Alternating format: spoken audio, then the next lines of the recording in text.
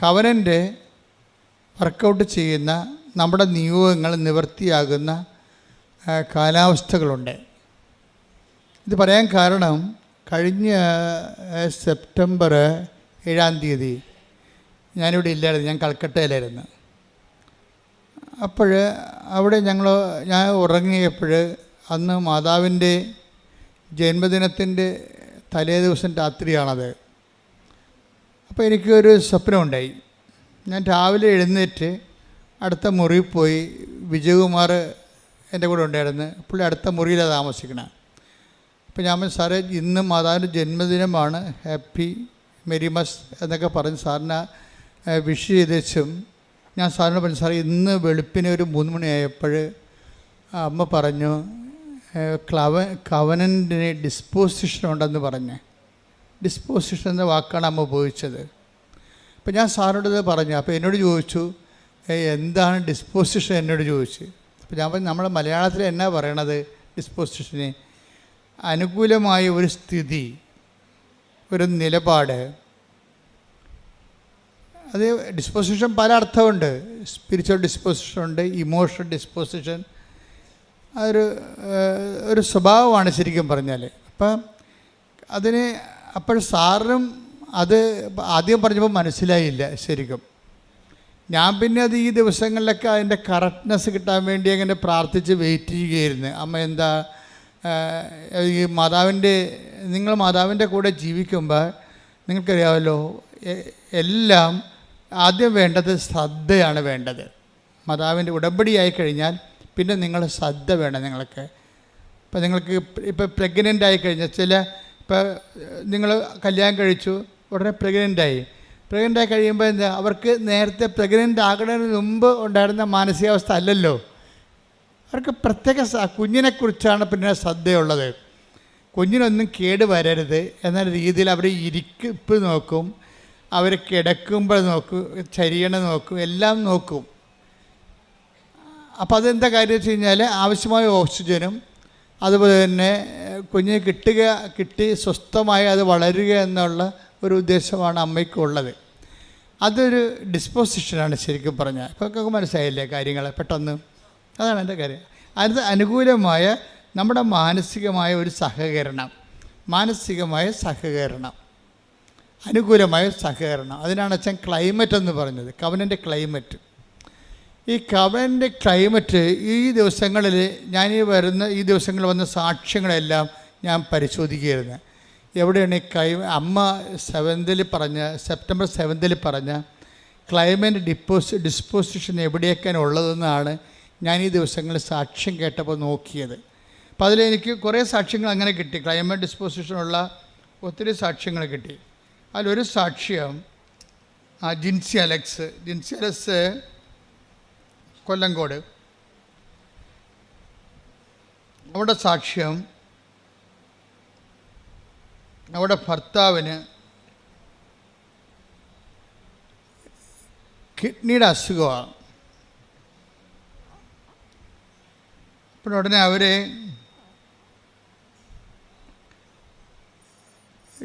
ഈ ഭർത്താവിനെ ഡയാലിസിസിന് കയറ്റുമ്പോൾ ഇവർക്കാണെങ്കിൽ കാര്യം അവർ ചെറുപ്പമാണ്.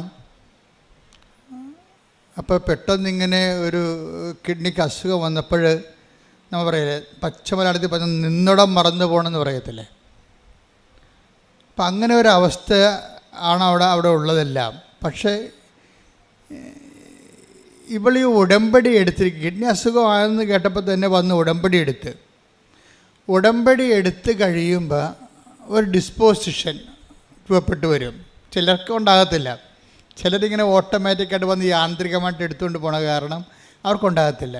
ചിലർ ശ്രദ്ധയോടുകൂടിയാണ് എടുക്കുക. കാര്യം ഞാൻ ഉടമ്പടിയാകുമ്പോൾ അമ്മയുമായിട്ട് ഞാൻ ഉടമ്പടിയിലാണ്, ഇനിയുള്ള കാലമെല്ലാം എൻ്റെ കാര്യം അമ്മ നോക്കിക്കൊള്ളും. അതാണ് അതിൻ്റെ ഒരു മാനസികാവസ്ഥയാണത്. കാലാവസ്ഥയെന്ന് ഞാൻ പറയേണ്ട കാര്യം മാനസിക കാലാവസ്ഥയാണ്. ഇപ്പം നേരത്തെ ഉണ്ടായിരുന്നതിനേക്കാൾ ഉടമ്പടി എടുക്കുന്നതിന് മുമ്പുണ്ടായിരുന്ന കാലാവസ്ഥയെക്കാളും വ്യത്യസ്തമായ കാലാവസ്ഥയാണിത്. ഇവള് വളരെ എത്ര തിരക്കാണെങ്കിലും നമ്മൾ ദൈവമായിട്ട് ഒരു ഉടമ്പടി റിലേഷൻസ് വരികയല്ലേ. അപ്പം നമുക്ക് കുറച്ച് ഉത്തരവാദിത്വമുണ്ട്, ദൈവത്തിനും കുറച്ച് ഉത്തരവാദിത്വമുണ്ട്. ദൈവത്തിൻ്റെ ഉത്തരവാദിത്വം എന്താണ്? നമ്മളെ സംരക്ഷിക്കുക, വളർത്തുക, നിലനിർത്തുകയാണ് ദൈവത്തിൻ്റെ ഉത്തരവാദിത്വം. നമ്മുടെ ഉത്തരവാദിത്വം എന്താ? ദൈവത്തിന് പ്രവർത്തിക്കാൻ പറ്റുന്ന രീതിയിൽ നമ്മളെ തന്നെ പരുവപ്പെടുത്തുകയാണ് നമ്മുടെ ഉത്തരവാദിത്വം. അപ്പോൾ ഇത് ഈ ഗ്രിൻസി വളരെ ഭംഗിയായിട്ട് ചെയ്യുന്നുണ്ട്. കാര്യം അവൾ സീരിയസ് ആയിട്ടാണ് പ്രാർത്ഥിച്ചാണ് വന്നത്, ഉടമ്പടി എടുക്കുന്നത്. പ്രാർത്ഥിച്ച് വന്നെടുത്തിട്ട് ഈ ഉടമ്പടിയോട് കൂടി ഞാനും ദൈവവും തമ്മിൽ വളരെ ഉത്തരവാദിത്വമുള്ള ഉടമസ്ഥ ബന്ധത്തിലേക്ക് വരികയാണ്. അതാണ് നമ്മൾ സാധാരണ കേവല മനുഷ്യനും ഉടമ്പടി മനുഷ്യനും തമ്മിലുള്ള വ്യത്യാസം. ഉടമ്പടിയിലെ അനുദിന ജീവിതത്തിൽ നമ്മൾ ഉത്തരവാദിത്വമുള്ള ഒരു ഉടമസ്ഥ ജീവിതത്തിലേക്ക്, ദൈവത്തിൻ്റെതാണെന്ന് നമ്മളെല്ലാവരും പറയും, നമ്മൾ ദൈവത്തിൻ്റെ മക്കളാണെന്ന് നമ്മളെല്ലാവരും പറയും. അങ്ങനെ ആർക്കും പറയാം, അതിനൊരു കുഴപ്പമില്ല. ദൈവം അല്ലെന്ന് പറയുന്നിടത്തോളം കാലം നമുക്ക് ആണെന്ന് പറഞ്ഞുകൊണ്ടിരിക്കാം. പക്ഷേ ആ പുസ്തകത്തിലെ പശു ചില സമയത്ത് പുല്ല് തിന്നത്തില്ല. എന്താ കാര്യം? ഈ എല്ലാ കാര്യങ്ങളും സാധൂകരിക്കണം, ജസ്റ്റിഫൈ ചെയ്യണം. വിശ്വാസത്തിന് അങ്ങനെ ഒരു പ്രശ്നമുണ്ട്. വിശ്വാസം ജസ്റ്റിഫൈഡ് ആകണത് പ്രവർത്തികളിലൂടെയാണ്. അതാണ് പ്രവൃത്തി കൂടാതെയുള്ള വിശ്വാസം. ഞാൻ വിശ്വാസിയാണെന്ന് ആർക്കും പറയാം. Take the bed of God. ശ്രുതികട ഹല്ലേലൂയ, ഹല്ലേലൂയ, ഹല്ലേലൂയ, യേശുവേ നന്ദി, ഹല്ലേലൂയ, ഹല്ലേലൂയ. യാക്കോബ് 2:24 മനുഷ്യൻ വിശ്വാസം കൊണ്ട് മാത്രമല്ല, പറഞ്ഞേ, മനുഷ്യൻ വിശ്വാസം കൊണ്ട് മാത്രമല്ല പ്രവൃത്തികളാലുമാണ് നീതീകരിക്കപ്പെടുന്നതെന്ന് നിങ്ങൾ അറിയുന്നു. അപ്പം വിശ്വാസം കൊണ്ട്, അതിനെ വിശ്വാസത്തെ സാധൂകരിക്കുന്നതാണ് എന്ത്? നമ്മുടെ വിശ്വാസം ആത്മാർത്ഥമാണ്. നമ്മുടെ വിശ്വാസത്തെ അത് ആത്മാർത്ഥതയുള്ളതാണെന്ന് തെളിയിക്കാൻ ആർക്കാണ് ബാധ്യത? നമുക്ക് ബാധ്യതയുണ്ട്. എപ്പോഴും ശ്രദ്ധിക്കണം. അല്ല, ഞാനൊരു ക്രിസ്ത്യൻ കുടുംബത്തിൽ ജനിച്ചു, അല്ലെങ്കിൽ ഞാൻ അക്രൈസ്തവ കുടുംബത്തിൽ ജനിച്ചു, ഇപ്പോഴും ഞാൻ ഈശോയിൽ വിശ്വസിക്കണോ എന്ന് പറഞ്ഞിട്ട് കാര്യമില്ല. അത് സത്യമാണെന്ന് തെളിയിക്കാനുള്ള ബാധ്യത, ആത്മാർത്ഥത നമുക്കുണ്ടാകണം. അപ്പോൾ ഇങ്ങനെ ഈ ആത്മാർത്ഥതയാണ് അതിൻ്റെ പിന്നിലുള്ള ആത്മാർത്ഥതയാണ് അതിനെ സാധൂകരിക്കണത്. പ്രാർത്ഥിക്കുക, കർത്താവേ എൻ്റെ വിശ്വാസത്തെ അതിന് അനുയോജ്യമായ പ്രവർത്തനങ്ങളാൽ സാധൂകരിക്കാൻ എന്നെ സഹായിക്കണമേ. അപ്പം എല്ലാ വിഷയങ്ങളും പ്രാർത്ഥനയാണെങ്കിലും, ഇപ്പം നീ പ്രാർത്ഥിക്കണമെന്ന് വിചാരിക്കുമ്പോൾ I am so serious about this prayer എന്ന് ദൈവത്തോട് പറയാൻ വേണ്ടിയാണ് നമ്മൾ മുട്ടയിൽ നിൽക്കണത്. അല്ലെങ്കിൽ ഇരുന്നാൽ മതിയല്ല, നമ്മൾ ഊണ് കഴിക്കാൻ വേണ്ടി ഇരിക്കുകയല്ലേ ചെയ്യണത്. അപ്പോൾ ഓരോ കാര്യത്തിനും ഓരോ ഡിസ്പോസിഷനുണ്ട്. ഓരോ കാര്യത്തിന്, എല്ലാ കാര്യത്തിനും കൂടി ഒരു രീതി അല്ലല്ലോ. ഇപ്പം നമ്മൾ ഇരുന്ന് നമ്മൾ കസേര ഇരുന്ന് ഊണ് കഴിക്കും. കസേര ഇരുന്നും ഒക്കെ പ്രാർത്ഥിക്കുകയും ചെയ്യാം, ദൈവം കേൾക്കും. കാര്യം പ്രാർത്ഥിക്കുന്നത് നമ്മളല്ലേ, മനസ്സിലല്ലേ പ്രധാനം. പക്ഷേ ഒരു ഫിസിക്കൽ ഡിസ്പോസിഷൻ അവിടെ വരും. എന്താ കാര്യം? I am so serious about this prayer, അതുകൊണ്ട് ഞാൻ മുട്ടേ നിൽക്കുന്നത്. കാര്യം ഇത് പ്രാർത്ഥനയ്ക്ക് വേണ്ടി മാത്രം ഉപയോഗിക്കുന്ന പൊസിഷനാണ്. അതാ വിഷയം. പ്രാർത്ഥനയ്ക്ക് വേണ്ടി മാത്രം ഉപയോഗിക്കുന്ന പൊസിഷൻ. നമുക്ക് നടന്നൊക്കെ പ്രാർത്ഥിക്കും. ഞാൻ രാവിലെയൊക്കെ നടന്നാണ് പ്രാർത്ഥിക്കുന്നത്. പക്ഷേ അതിൻ്റെ പ്രോപ്പർ പൊസിഷൻ എന്താണ്? മുട്ട നിൽക്കുക എന്നുള്ളതാണ്. അപ്പം അതാണ് ഒരു രീതി. അതേസമയം ഇന്ത്യൻ രീതി അനുസരിച്ച് സർവ്വസാഷ്ടാംഗമായിട്ട് വീണ് കിടക്കും. അതും ശരിയാണ്. കാര്യം എന്താണ്? അത് നമ്മൾ എല്ലാ വിഷയത്തെക്കാളും ദൈവത്തെ അംഗീകരിക്കുകയും ആരാധിക്കുകയും ചെയ്യുന്നത്. സർവാംഗം സാഷ്ടാംഗം പ്രണാമം ചെയ്ത് കിടക്കും. ഞങ്ങളൊക്കെ കിടക്കും അതുപോലെ. അതിൻ്റെ കാര്യം വെച്ച് കഴിഞ്ഞാൽ ഇതെല്ലാം പ്രാർത്ഥനയുടെ ഡിപ്പോസിഷനാണ്. അങ്ങനെ കിടന്ന് ഉറങ്ങിപ്പോണവരും ഉണ്ടാകും. അപ്പോൾ ഉറക്കത്തിന് നമ്മൾ കിടക്കുകയാണ് ചെയ്യണത്. പക്ഷേ പ്രാർത്ഥനയ്ക്ക് നമ്മൾ കമന്നാണ് കിടക്കണത്. കേട്ടാ, ഉറക്കം നമുക്കത് ഇങ്ങനെയൊക്കെ ചരിഞ്ഞൊക്കെ കിടക്കാം അല്ലേ. പക്ഷേ സർവ്വസാഷ്ടാംഗം വേണം കിടക്കണത് എങ്ങനെയാണ്? കമന്നാണ് കിടക്കണത്. കൈ സ്വസ്തിക എഴുതി ശിരസിൻ്റെ മുന്നിൽ വെച്ച് കവന്ന് കിടക്കൂടാ. അപ്പോൾ വെച്ചാൽ സർവാംഗം നമ്മൾ സമർപ്പിക്കണം എന്നാണ് അവർ. അപ്പോൾ ഇത് ഇതാണ് പൊസിഷൻ എന്ന് പറയണത്, പ്രോപ്പർ പൊസിഷൻ. ഇതുപോലെ ഉടമ്പടിക്കും ഒരു പ്രോപ്പർ പൊസിഷനുണ്ട്. ഒന്നല്ല, ഒത്തിരിയുണ്ട്. ഒത്തിരി പ്രോപ്പർ പൊസിഷൻസ് ഉണ്ട്. ഇതിൽ അതിൻ്റെ അകത്ത് നിലപാടുകളും വരും. നിലപാടുകൾ ഓരോ വിഷയത്ത് അതിൽ സമീപനങ്ങൾ വരും. നമ്മുടെ ഒരു സമീപനം. ഇപ്പോൾ എന്ത് ഉദാഹരണത്തിന്, ഇപ്പോൾ ഈ ജിൻസിയുടെ വിഷയം എന്താണ്? ജിൻസിയുടെ ഭർത്താവിന് അലക്സിനാണ് കിഡ്നി അസുഖം. ഇപ്പം ഡയാലിസിസ് നടന്നുകൊണ്ടിരിക്കുകയാണ്. ഡയാലിസിസ് നടന്നു കഴിഞ്ഞപ്പോൾ ഈ മനുഷ്യൻ, അതായത് രണ്ടുപേരും കൂടി വളരെ സന്തോഷമായിട്ട് ജീവിച്ചതാണ്, ചെറുപ്പക്കാരാണ്. പക്ഷെ പെട്ടെന്ന് അങ്ങോട്ട് കാലാവസ്ഥ മാറി വേറൊരു ലെവലിലായി. ഡയാലിസിസ് കഴിഞ്ഞോടുകൂടി ഇയാൾക്ക് എന്ത് സംഭവിക്കുന്നതിനെക്കുറിച്ച് ഇയാൾക്കൊരു ഐഡിയ ഇല്ല. ഇയാൾ തളർന്ന രീതിയിൽ ഇവളെ ഇങ്ങനെ നോക്കും.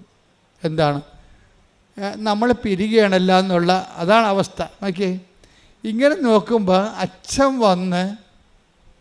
വന്ന് ലാസ്റ്റ് സാക്രമെൻ്റ് കൊടുക്കും, അവസാനത്തെ കൂദാശ കൊടുക്കും. അപ്പം അച്ഛൻ പോയി കഴിയുമ്പോൾ ആശുപത്രിയിൽ ബന്ധുക്കളെല്ലാം ഇവളെ കെട്ടിപ്പിടിച്ച് കരയും. ആ ഓരോ സിറ്റുവേഷൻസ് നോക്കി, ഈവൻസ് കണ്ടില്ലേ? അച്ഛൻ പോയി കഴിയുമ്പോൾ അവിടെ ഉണ്ടായിരുന്ന ബന്ധുക്കൾ, സ്വന്തപ്പെട്ടവരെല്ലാം ഈ ജിൻസിയെ കെട്ടിപ്പിടിച്ച് കരയും. എന്ന് വെച്ച് കഴിഞ്ഞാൽ അവളുടെ ഭർത്താവ് തീർന്ന് പോയി, ഈ ലോകത്തുനിന്ന് വിടപിരിഞ്ഞ രീതിയിലേക്ക് കഴിയും. പക്ഷേ ഇവള് പറയണത് ഞാൻ കരഞ്ഞില്ലെന്നാണ് പറയുന്നത്. അതാണ് ഡിസ്പോസിഷൻ. അതാണ് ഉടമ്പടി ഒരു മനുഷ്യനെ എങ്ങനെയാണ് ചേഞ്ച് ചെയ്യണം നോക്കണം. ഈ വിഷയങ്ങളെല്ലാം എൻ്റെ മുമ്പിൽ നടന്നുകൊണ്ടിരിക്കുകയാണ്, പക്ഷെ ഞാൻ മാത്രം കരഞ്ഞില്ല. എന്താ കാര്യം? എനിക്കറിയാം അമ്മ ഏതെങ്കിലും നിമിഷം ഉടമ്പടി എടുത്തു കഴിഞ്ഞാൽ അമ്മയുമായിട്ട് ഉടമ്പടിയിലാണ്. അപ്പോൾ ഏതെങ്കിലും സമയത്ത് അമ്മ ഈ വിഷയം അറിയും. അച്ഛൻ വന്നതും അച്ഛൻ പോയതൊക്കെ ആദ്യം പറഞ്ഞത് ആരാ? അമ്മ അറിഞ്ഞിട്ടുണ്ട് ഇത് ചെയ്തത്. ഇതാണ് ഡിസ്പോസിഷൻ. ഇപ്പോൾ അതൊക്കെ മനസ്സിലായില്ലേ? ഡിസ്പോസിഷൻ എന്ന് പറഞ്ഞാൽ മനസ്സിലായില്ലേ? അതൊക്കെ അതായത് ഇത്രയും നമ്മുടെ ചുറ്റും ലോകം മുഴുവനും കലങ്ങി മറിയുമ്പോഴും ഉടമ്പടി എടുത്ത ആ ദൈവ പൈതൽ ഒരു ഉടമ്പടി നിലപാടുണ്ട്. ഉടമ്പടി സമീപനത്തിലൂടെ ദൈവത്തിൽ ആഴമായി വിശ്വസിച്ച് തൻ്റെ ഈ സംഘർഷങ്ങളിടയിലുള്ള തൻ്റെ വിശ്വാസം ഏറ്റുപറച്ചിൽ അങ്ങ് അറ്റ കൈയായിട്ട് നിൽക്കുകയാണ്. കരയാതെ അങ്ങ് ദൈവത്തിൽ ആഴമായി ശരണപ്പെട്ടുകൊണ്ട് നിൽക്കുകയാണ്. പെട്ടെന്നാണ് ഈ മനുഷ്യൻ്റെ ലക്ഷണം മാറണത്. പടപടാ ഇവളുടെ ഇതെല്ലാം ദൈവത്തിൽ നമ്മളുടെ ഒരു നിലപാട്, സമീപനമൊക്കെ പ്രാർത്ഥനയാണ്. പ്രാർത്ഥന ചുണ്ടുകൊണ്ട് മാത്രമുള്ളതല്ല. അതായത് ഈ ഇങ്ങനെയുള്ള സംഘർഷ സമയത്തുള്ള നമ്മുടെ ഇതൊക്കെ ഒരു ഉടമ്പടി നിലപാടാണ്. എന്താ, നമ്മൾ വെറുതെ ഒരു പ്രാർത്ഥന പ്രാർത്ഥിച്ചിരിക്കുകയല്ല, നമ്മൾ ദൈവവുമായിട്ട് ഒരു ഉടമ്പടി എടുത്തിരിക്കുകയാണ്. അപ്പോൾ ദൈവവും നമ്മൾ ഈക്വൽ പാർട്ട്നേഴ്സാണ്. ഈ ഒരു വ്യവഹാരത്തിൽ, ബന്ധത്തിൽ 50-50 പാർട്ട്ണറാണ് നമ്മൾ. പകുതി നമ്മളും പകുതി ദൈവവുമാണ്. അപ്പോൾ ഒരു പൊതുവായിട്ടുള്ള പദ്ധതിയാണ് ഉടമ്പടി. ദൈവവും നമ്മളുള്ള അതിലൊരു വിഷയമാണ് ഭർത്താവിൻ്റെ ഈ കിഡ്നിയുടെ അസുഖം ഭേദമാകണത്. എന്നിട്ട് പെട്ടെന്ന് പതുക്കെ അതായത് നമ്മുടെ ഭാഗത്തു നിന്നുള്ള പേയ്മെൻറ്റ്, ഇതാണ് പേയ്മെൻറ്റ് എന്ന് പറയണത്. ഇപ്പോൾ നമ്മൾ അഡ്വാൻസ് കൊടുത്താൽ മാത്രം പോലെ, ഉടമ്പടി നിങ്ങൾ എടുക്കുമ്പോൾ നിങ്ങളുടെ അഡ്വാൻസ് കൊടുക്കുകയാണ്. എന്താ കാര്യം? ഇങ്ങനെയൊക്കെ ഉള്ളതെല്ലാം ദൈവത്തിന് വേണ്ടി ചെയ്തുകൊള്ളാമെന്ന് പറഞ്ഞൊരു അഡ്വാൻസ്. പക്ഷേ ദൈവം എന്നാ ചെയ്യണമെന്ന് പറയുമ്പോൾ അതിൻ്റെ ഫുൾ എമൗണ്ട് പേ ചെയ്യാൻ പറയും. പക്ഷേ ആൾക്കാർക്കത് മനസ്സിലാകത്തില്ല. ചിലർ പറയും സാധനം കിട്ടട്ട എന്നിട്ട് ഞങ്ങൾ ഫുൾ എമൗണ്ട് പേ ചെയ്യാൻ പറയും. എങ്ങനെ? എന്തെങ്കിലും ഒന്ന് നടക്കട്ട, ജോലി കിട്ടട്ട, അല്ലെങ്കിൽ വിസ കിട്ടട്ട, അല്ലെങ്കിൽ ജപ്തി നടപടി മാറട്ടെ, എന്നിട്ട് ഞങ്ങൾ പത്രം കൊടുക്കാമെന്ന് പറയും. അതൊരു ബാർഗെയിനിങ്ങിലേക്ക് മാറും. ചില ആൾക്കാർക്ക് മണ്ടത്തരം പറഞ്ഞാൽ അങ്ങനെയാണ് ഉടമ്പടിയിൽ. എന്നുവെച്ചാൽ അവർ ഫുൾ എമൗണ്ട് പേ ചെയ്യുന്നതിന് മുമ്പ് ദൈവത്തോട് ചോദിച്ച് ദൈവം ഇങ്ങോട്ട് തന്നു കഴിഞ്ഞിട്ട് ഞങ്ങൾ ഫുൾ എമൗണ്ട് പത്രം കൊടുക്കുകയോ രോഗികളെ പോയി കാണുകയോ എന്തെങ്കിലും ചെയ്യാമെന്ന് പറയും. പക്ഷെ നടക്കത്തില്ല. നിങ്ങൾ അങ്ങനെ ഒരാളായത് കൊണ്ട് തന്നെ നിങ്ങളിങ്ങനെ ദൈവത്തിനെ കൊണ്ട് എല്ലാം ചെയ്യിച്ചതിന് ശേഷം ദൈവത്തിന് വിശ്വാസത്തിലെടുക്കണില്ലല്ലോ. അതാണ് പ്രശ്നം. ചില ആൾക്കാർ ഒന്നും കിട്ടിയില്ലെങ്കിലും ശരി, തനിക്ക് ചെയ്യാനുള്ളതെല്ലാം ചെയ്തു മാറ്റും, ഫുൾ എമൗണ്ട് പേ ചെയ്ത് കളയും. എന്താ കാര്യം? അവർ ദൈവത്തെ വിശ്വാസത്തിലെടുക്കുന്നു. ദൈവം എപ്പോഴായാലും ഈ വിഷയത്തിൽ ഇടപെടുമെന്ന് അവർക്ക് ആത്മാവിൽ ഇതിനാണ് നിങ്ങളുടെ നമുക്കറിയാൻ പറ്റും ആത്മാവിലെ. അതായത് നിങ്ങൾ കുറച്ച് ക്ലിയർ ആണെങ്കിൽ ഈ സംശയത്തിൻ്റെ കാർമേഘം ഒന്നും ഇല്ലെങ്കിൽ, സംശയത്തെ കാർമേഘം എന്നാണ് വിളിക്കണത്. Take the word of God. യാക്കോബ് 1:6. യാക്കോബ് 1:6. സംശയിക്കാതെ വിശ്വാസത്തോടെ വേണം ചോദിക്കാൻ. സംശയിക്കുന്നവൻ കാറ്റിൽ ഇളകി മറിയുന്ന കടൽ തിരക്ക് തുല്യനാണ്. അപ്പം സംശയിക്കാതെ വേണം ഇത് വിഷയം ചെയ്യാൻ. അതായത് നിങ്ങൾ കണ്ണും പൂട്ടി അങ്ങോട്ട് ചെയ്യണം ഉടമ്പടിയിൽ. ഇപ്പം അതിൻ്റെ അർത്ഥം എന്താണ്? ദൈവത്തെ നമ്മൾ വിശ്വാസത്തിൽ എടുക്കുന്നു, അതാണ് വിഷയം. അല്ല ദൈവത്തിൽ നിന്ന് ഒരു ഇൻസ്റ്റാൾമെൻറ്റ് വരട്ടെ, ഈ കമ്പനി ശരിയാണെന്ന് നോക്കട്ടെ, ഈ ഏജൻറ്റ് നമ്മളെ പറ്റിക്കുമെന്ന്. നമ്മൾ വിസ ഏജൻറ്റുമാരെ എപ്പോഴും സംശയത്തോടെയല്ലേ നോക്കണം, ഈ കാശ് പോകുക എന്ന് ഓർത്തിട്ട്. അതുപോലെ വിസ ഏജൻറ്റുമാരെ നിങ്ങൾ നോക്കണ പോലെ ദൈവത്തെ നോക്കുന്നുണ്ട് ചില ആൾക്കാർ. അതാണ് നിങ്ങൾക്ക് കളിപ്പ് വരുന്നത്. അപ്പോൾ ദൈവത്തിന് അറിയാൻ പറ്റുമല്ലോ ഇത് സംശയമാണെന്ന്. സംശയത്തിൽ ഉടമ്പടി വർക്കൗട്ട് ചെയ്യത്തില്ല. സംശയത്തിൽ ഉടമ്പടി അത് സംശയം ഒരു നെഗറ്റീവ് ഡിസ്പോസിഷനാണ്. അത് പറഞ്ഞില്ലേ, കടൽ തിര പോലെയാണ്, ഇങ്ങനെ ഒന്നിനു പിറകെ ഒന്നായി വന്നിട്ട് അലസ്വസ്ഥപ്പെടുത്തിക്കൊണ്ടിരിക്കും.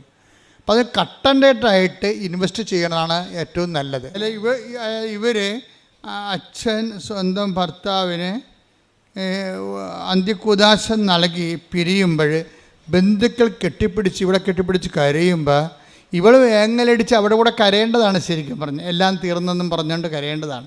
ഇവിടെ കരയാത്തതിൻ്റെ കാരണം ഇവിടെ വിശ്വാസം, പ്രത്യാശ ഇവർക്ക് കൊടുക്കുന്നുണ്ട്. പ്രത്യാശ എന്താണ് നമുക്ക് നൽകണത്? പ്രത്യാശ നമ്മളെ നിരാശരാക്കുന്നില്ല. പ്രത്യാശ എപ്പോഴാണ് നമ്മൾ നിരാശരാക്കാത്തത്?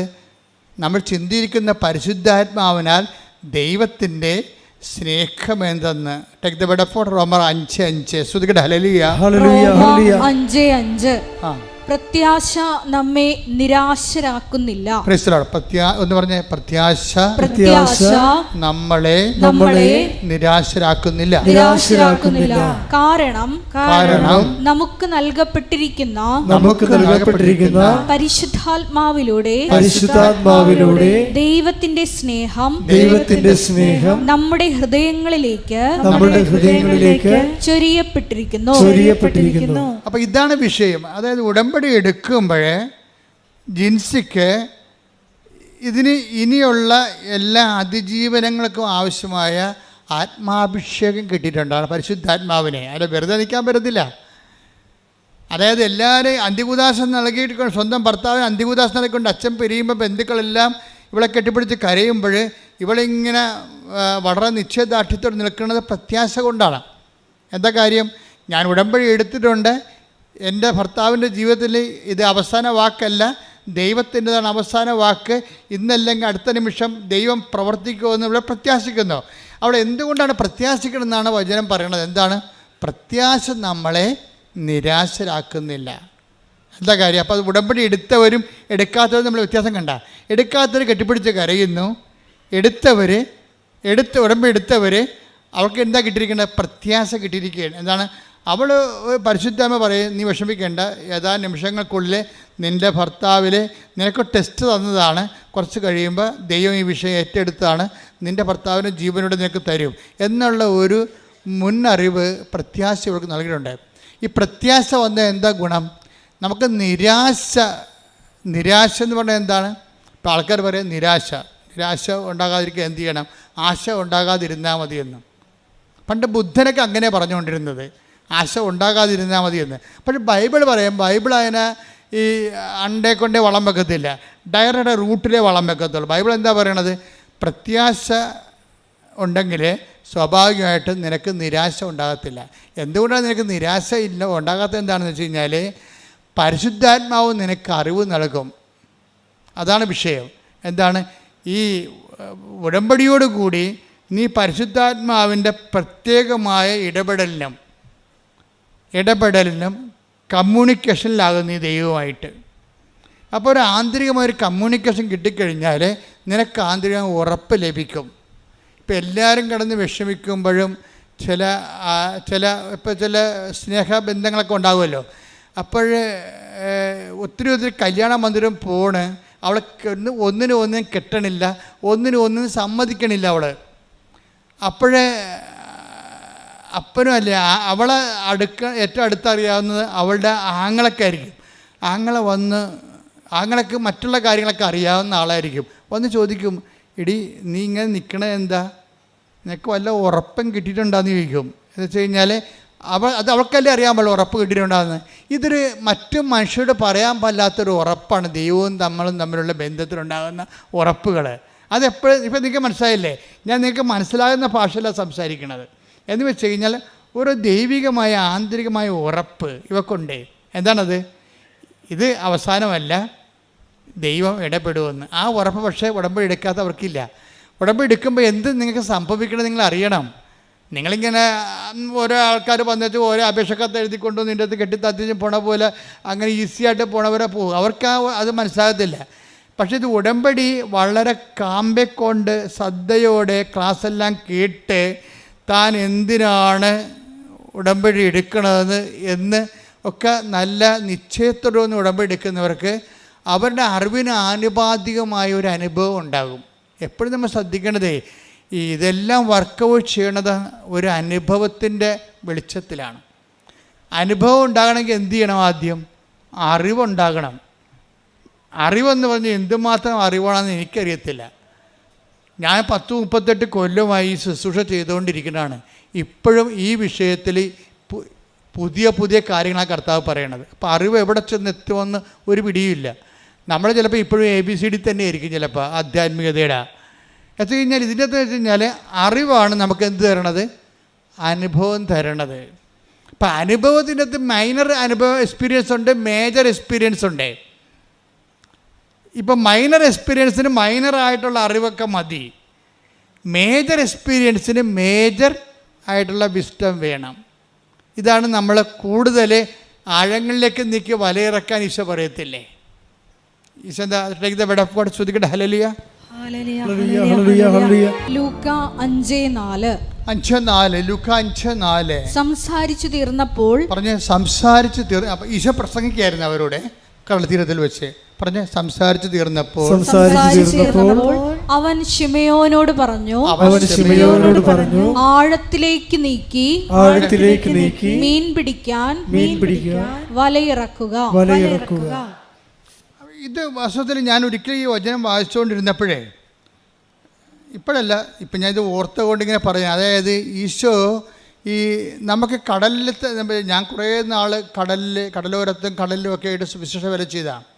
എപ്പോഴും വെള്ളം വെഞ്ചരിക്കാൻ പോവുകയും പിന്നെ വർഷമാകുമ്പോൾ എല്ലാ വെള്ളങ്ങളും ഒരുമിച്ച് കൂട്ടിയിട്ട് അവരെ കുമ്പസാരിപ്പിക്കുകയും വള്ളത്തേക്ക് കടലിൽ ചെറുവള്ളങ്ങളിൽ പോയിട്ട് വലിയ വള്ളങ്ങളിൽ കയറിയും ബോട്ടുകളിൽ പോയി അവരെ വെഞ്ചരിക്കുകയും കത്തോലിക്കരെ കുമ്പസാരിപ്പിക്കുകയും ചെയ്യുന്ന ഒരു ശുശ്രൂഷയുണ്ട്. 10 കൊല്ലം ചെയ്തതാണ്.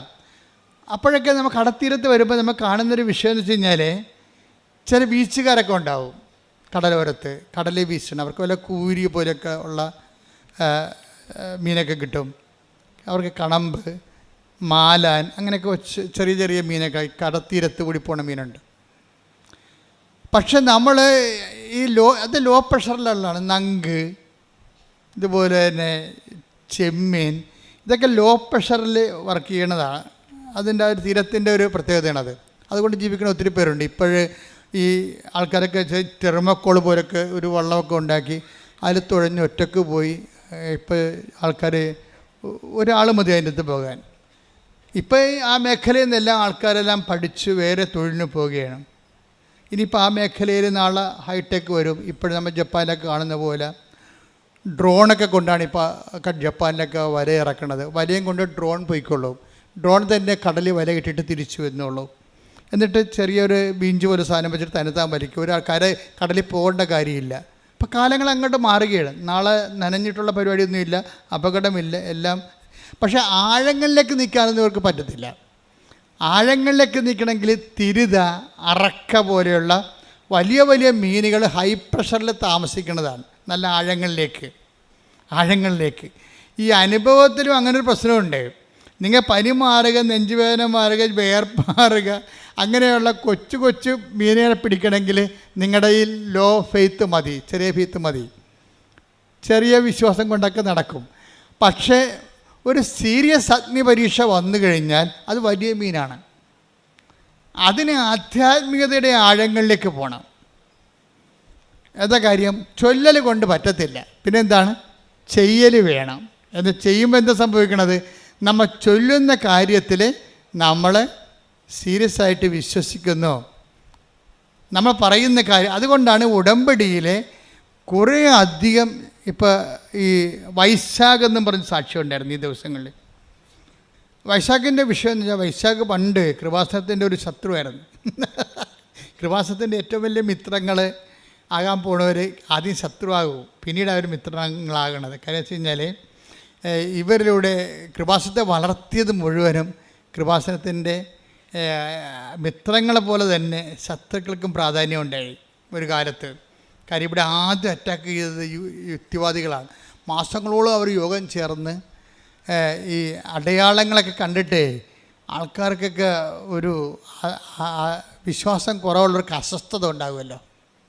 വിശ്വാസം കുറവുള്ളവർക്കും ദൈവത്തെ ചുമ്മാ ഒരു ആഡംബരമായിട്ടും അധികാരത്തിനായിട്ട് ഉപയോഗിക്കുന്നവരുണ്ട്. അവർക്കെല്ലാം അടയാളങ്ങൾ അസ്വസ്ഥത ഉണ്ടാക്കും. അപ്പം അതുപോലെ അങ്ങനെ ഒരു കാലം ഉണ്ടായിരുന്നു ഇവിടെ. പക്ഷേ അതിലൊരാളായിരുന്നു ഈ വൈശാഖ് എന്ന് പറഞ്ഞ ആൾ. ഇത് തട്ടിപ്പാണ്, ഭൂലോക തട്ടിപ്പാണ്, ആനകൂന എന്നൊക്കെ പറഞ്ഞാൽ പൈസ ഉണ്ടാക്കാൻ വേണ്ടിയാണെന്നൊക്കെ 10, 20, 25, 40 കേരളത്തിൽ ഏറ്റവും കൂടുതൽ അറ്റാക്ക് വാങ്ങിച്ച ഒരു വൈദികനാണ് ഞാൻ ഒരു കാലത്ത്. ഞാൻ കൂളായിട്ടേക്ക് എൻ്റെ ജപമാല ഉള്ളിടത്തോളം കാലം ആർക്കും തോൽപ്പിക്കാൻ പറ്റത്തില്ല. എന്താ കാര്യം? ജപമാല മാതാവിൻ്റെ നമുക്ക് ഏറ്റവും വലിയ ശക്തമായ മധ്യസ്ഥ പ്രാർത്ഥന. മാതാവിൻ്റെ പ്രാർത്ഥന അല്ലത്, അത് രക്ഷാകര പ്രാർത്ഥന മാതാവിൻ്റെ മധ്യസ്ഥത്തിലാണ് ലോഞ്ച് ചെയ്യണത്. അപ്പോൾ അതിന് ഒരു അഭിഷേകം കിട്ടിയിരിക്കുന്ന കാരണം, ഈ അഭിഷേകം എന്നുകൊണ്ട് എന്താണെന്ന്, എല്ലാത്തിനും ഒരു അഭിഷേകമുണ്ട്. നിങ്ങൾക്കറിയാമല്ലോ. ഇപ്പം തന്നെ അവളുടെ പേരെന്താ, ജിൻസി. അച്ഛൻ സ്വന്തം ഭർത്താവിന് അന്ത്യകൂദാശം കൊടുത്ത് പോകുമ്പോൾ എല്ലാ ബന്ധുക്കളും കെട്ടിപ്പിടിച്ച് കരയുമ്പോൾ ജിൻസി എന്താ കരയാത്തത്? അതിനാണ് ഈ അഭിഷേകം എന്ന് പറയണത്. ഒക്കെ മനസ്സിലായില്ല? അല്ലാതെ എണ്ണ കൊണ്ടൊന്ന് തലക്കോരി ഒഴിക്കണേനല്ല അഭിഷേകം എന്ന് പറയണത്. അതിനും പറയാം. പക്ഷേ ആന്തരികമായ അഭിഷേകമുണ്ട്.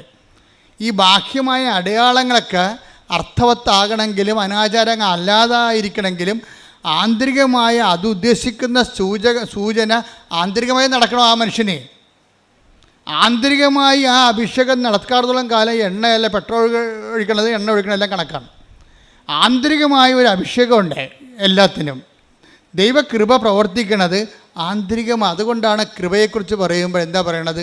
കർത്താവിൻ്റെ കൃപ പറഞ്ഞേ, കർത്താവിന്റെ കൃപ അവന്റെ ആത്മാവിന്റെ കൂടെ ഉണ്ടായിരിക്കട്ടെ. അവന്റെ ആത്മാവോട് കൂടെ അപ്പം ഉണ്ടായിരിക്കട്ടെ. തലയുടെ കൂടെ ഉണ്ടാകുകയല്ല, കൃപ തലയിലല്ല ഇരിക്കണത്, തലയുടെ മുകളിലും അല്ല ഇരിക്കുന്നത്. ഗലാത്യ 6:18. ഗലാത്യ 6:18. സഹോദരരെ, പറഞ്ഞ സഹോദരങ്ങളെ, നമ്മുടെ കർത്താവായ യേശുക്രിസ്തുവിന്റെ കൃപ നിങ്ങളുടെ ആത്മാവിനോട് കൂടെ ഉണ്ടായിരിക്കട്ടെ.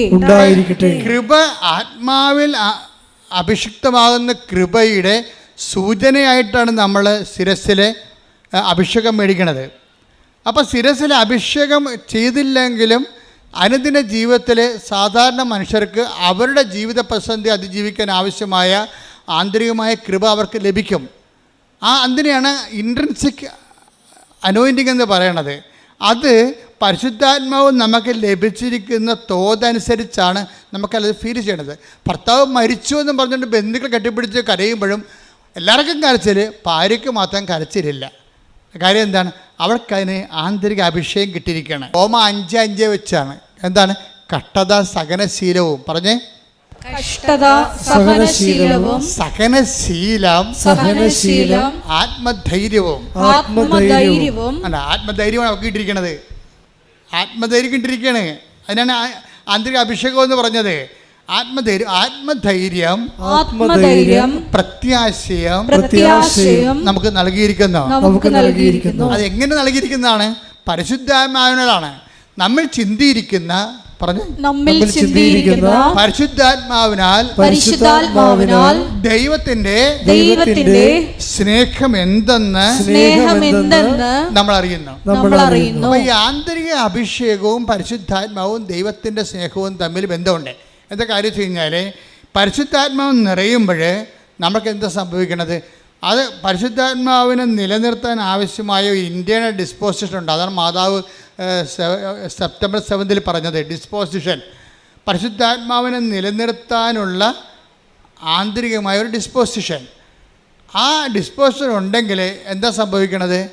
പരിശുദ്ധാത്മാവിൻ്റെ ഫലമാണ് എന്ത്? ദൈവസ്നേഹം. ഈ നമ്മൾ ചിന്തിയിരിക്കുന്ന പരിശുദ്ധാത്മാവ്, take the bed of God, അതായത് പരിശുദ്ധാത്മാവിൻ്റെ ഫലമാണ് ദൈവസ്നേഹം. അപ്പോൾ സ്നേഹം, പരിശുദ്ധാത്മാവിൻ്റെ ഫലങ്ങൾ ഗലാത്യർ 5:22. എന്നാൽ ആത്മാവിന്റെ ഫലങ്ങൾ സ്നേഹം, ആനന്ദം, സമാധാനം, ക്ഷമ, ദയ, നന്മ, വിശ്വസ്തത, സൗമ്യത, ആത്മസംയമനം ഇവയാണ്. ഈ ജിൻസി എന്ന് പറയുന്ന സഹോദരിക്ക് ഈ സംഭവങ്ങൾ ഇപ്പം എല്ലാം കിട്ടിയ പോലെയാണ് അല്ലേ? എന്തൊക്കെയാണുള്ളത്? ആത്മാവിൻ്റെ ഫലങ്ങൾ എന്തൊക്കെയാണുള്ളത്? സ്നേഹം, ആനന്ദം. അപ്പം ഇതെല്ലാം ഈ ആന്തരികമായ ആനന്ദത്തിനാണ് ആന്തരിക അഭിഷേകം എന്ന് പറയുന്നത്. സ്നേഹം, ആനന്ദം, പിന്നെന്താണ്? സമാധാനം, ക്ഷമ, ദയ, നന്മ. ഇത് ഈ സമാധാനം എന്ന് പറയണത് ശരിക്കും പറഞ്ഞാൽ സ്നേഹം പ്ലസ് ക്ഷമയാണ് ഈക്വൽ ടു സമാധാനമാണ്. അപ്പോൾ സ്നേഹം എന്ന് പറഞ്ഞാൽ അതിൻ്റെ കൂടെ പ്ലസ്, അതിൻ്റെ കൂടെ പിന്നെന്താ? ക്ഷമ കൂടുമ്പോഴാണ് അതായത് സമാധാനം എന്ന് പറയുന്നത്, സമാധാനം ഉണ്ടാകണത്. ക്ഷമ എന്ന് പറയുന്നത് എന്താണ്? സഹിക്കുന്ന സ്നേഹത്തിനാണ് ക്ഷമയെന്ന് പറയണത്. സഹിക്കുന്ന സ്നേഹത്തിനാണ് ക്ഷമയെന്ന് പറയണത്. അപ്പോൾ സ്നേഹവും പിന്നെ അതിൻ്റെ സർപ്ലസായി വരുന്ന സഹിക്കുന്ന സ്നേഹവും കൂടി വരുമ്പോഴാണ് നമ്മൾ സമാധാനം വരണത്. പിന്നെ സമാധാനം കഴിഞ്ഞ് എന്താ പറയണത്? ക്ഷമ, ദയ. കാരണം നമുക്ക് മറ്റുള്ളവർക്ക് ആ സ്നേഹം സഹിച്ചുകൊണ്ട് മറ്റുള്ളവർക്ക് സ്നേഹം കൊടുക്കുന്നതിനാണ് ദയ എന്ന് പറയുന്നത്. നന്മ. അത് ഏത് കാലാവസ്ഥയിലും നന്മയായിട്ടുള്ള ചെയ്യാനുള്ള ബേസിക് ഗുഡ്നെസ് ആണത്. വിശ്വസ്തത എന്ന് വെച്ചാൽ വചനത്തോടും ദൈവത്തോടും ദൈവവചനത്തോടുമുള്ള ഒരു മനുഷ്യൻ്റെ കൂറ് വിശ്വസ്തത. സൗമ്യതയിലും ഈ സഹിക്കുന്ന സ്നേഹവും ക്ഷമയും കൂടിയാണ്, പ്രത്യാശയും കൂടി കലർത്താണ് ഈ സൗമ്യത ഉണ്ടാകുന്നത്. സൗമ്യത ശരിയാകും. ഭർത്താവ് 4 കാലേ വീണ് കുടിച്ചുകൊണ്ട് വന്നിട്ട് നമ്മുടെ മോന്തക്കിട്ട് 2 കാച്ച് കാച്ചിയാലും ഈ ഭാര്യ, ചില ആന്തരികമായ അഭിഷേകം കിട്ടിയ ഭാര്യമാർ പ്രാർത്ഥനയോടെ നിൽക്കും. എന്താണ്? ഇന്നല്ലെങ്കിൽ നാളെ ആ മനുഷ്യനെ കർത്താവ് തൊടും എന്നാണ് പറയണത്. തൊടും, അതാണ് സൗമ്യത. അപ്പോൾ അവൾക്ക് ഇതുപോലെയുള്ള എടുത്ത് കയറ്റമൊന്നുമില്ല, വെയിറ്റ് ചെയ്യാണ്. അതായത് പ്രത്യാശ നമ്മളെ നിരാശരാക്കുന്നില്ല. എന്താ കാര്യം? നമ്മൾ ചിന്തിയിരിക്കുന്ന പരിശുദ്ധ. ഇതുകൊണ്ടാണ് നിങ്ങൾ വചനം വായിക്കണമെന്ന് പറഞ്ഞത്. ഉടമ്പടി കൊണ്ടുവന്നിട്ട് ഇങ്ങനെ നിയോഗങ്ങൾ എഴുതി കെട്ടിത്തന്നല്ല പ്രശ്നം. അത് ആക്ടിവേറ്റ് ചെയ്യണമെങ്കിൽ അതിന് കറസ്പോണ്ടിങ് ആയിട്ടുള്ള വചനങ്ങളുണ്ട്. അത് വരണത് വ്യാഖ്യാനങ്ങളാണ് വരണത്. ഉടമ്പടി ധ്യാനം കുടുംബം മാത്രമേ ഇത് മനസ്സിലാകത്തുള്ളൂ. അല്ലെങ്കിൽ നിങ്ങൾ ഇത് മനസ്സിലായില്ലെങ്കിൽ പഴയ ലോകത്താനായിട്ട് തന്നെ ജീവിക്കും. അത് ഒരു വശമായിട്ട് പോകും. വീട്ടിൽ നിങ്ങൾ പഴയ ആൾക്കാർ തന്നെ ജീവിക്കും. അങ്ങനെ അത് ജീവിക്കാതിരിക്കാനാണ് നിങ്ങളോട് പറയണത്. എന്താണ്? നിങ്ങൾ ഉടമ്പടി ധ്യാനം കൂടണം. പിന്നെ എന്താ ചെയ്യണത്? അരമണിക്കൂർ വെച്ച് വചനം വായിക്കണം.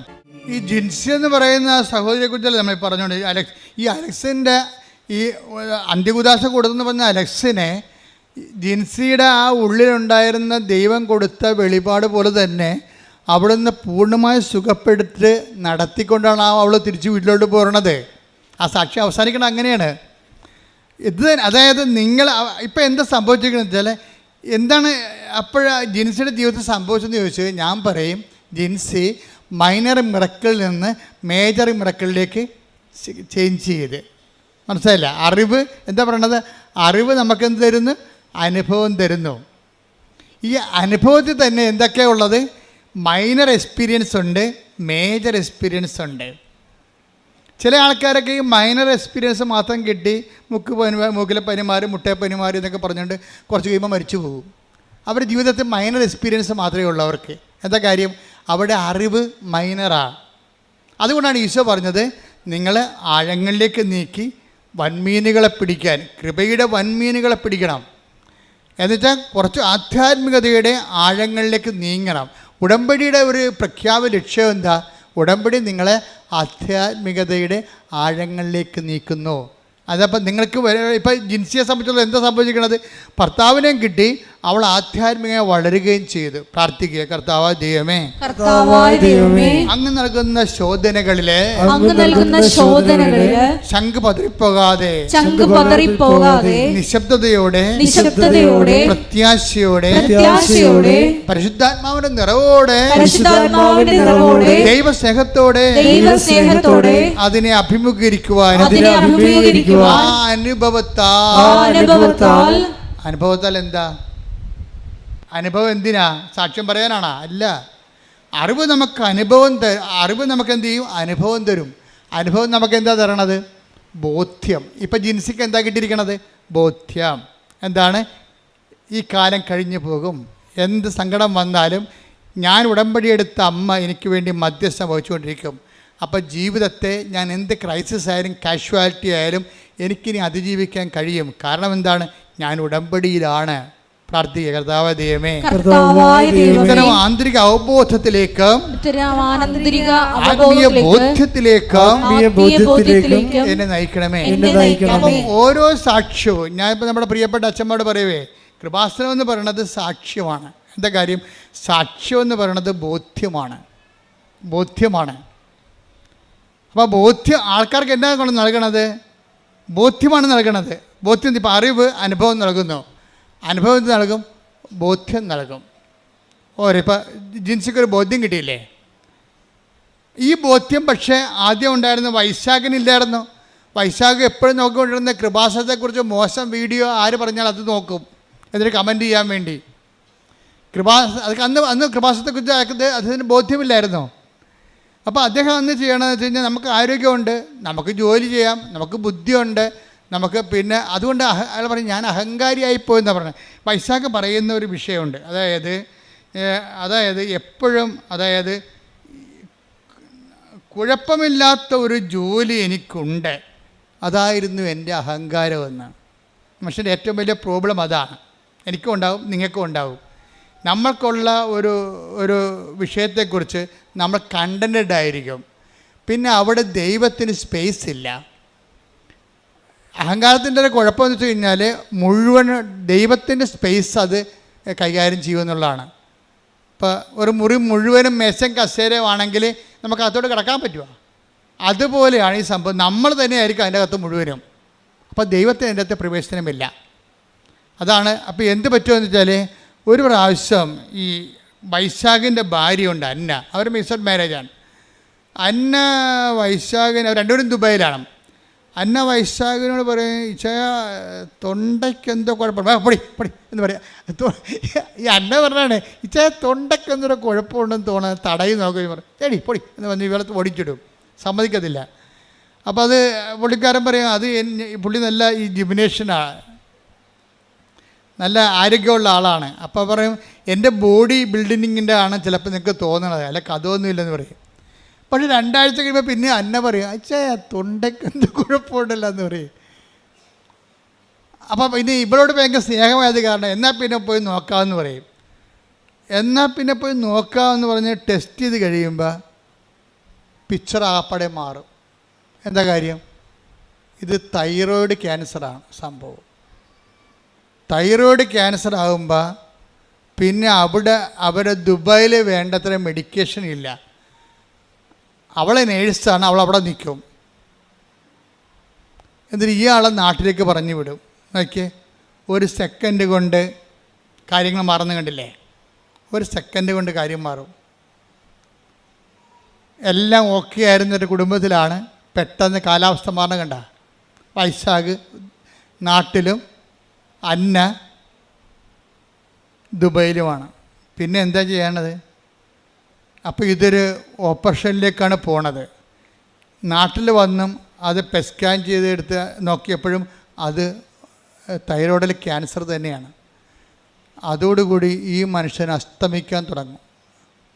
വല്ലാത്ത രീതിയിൽ വിഷമവും വേദനയും കാലാവസ്ഥ ഈ മുഴ അങ്ങനെ വലുതാകാൻ തുടങ്ങും.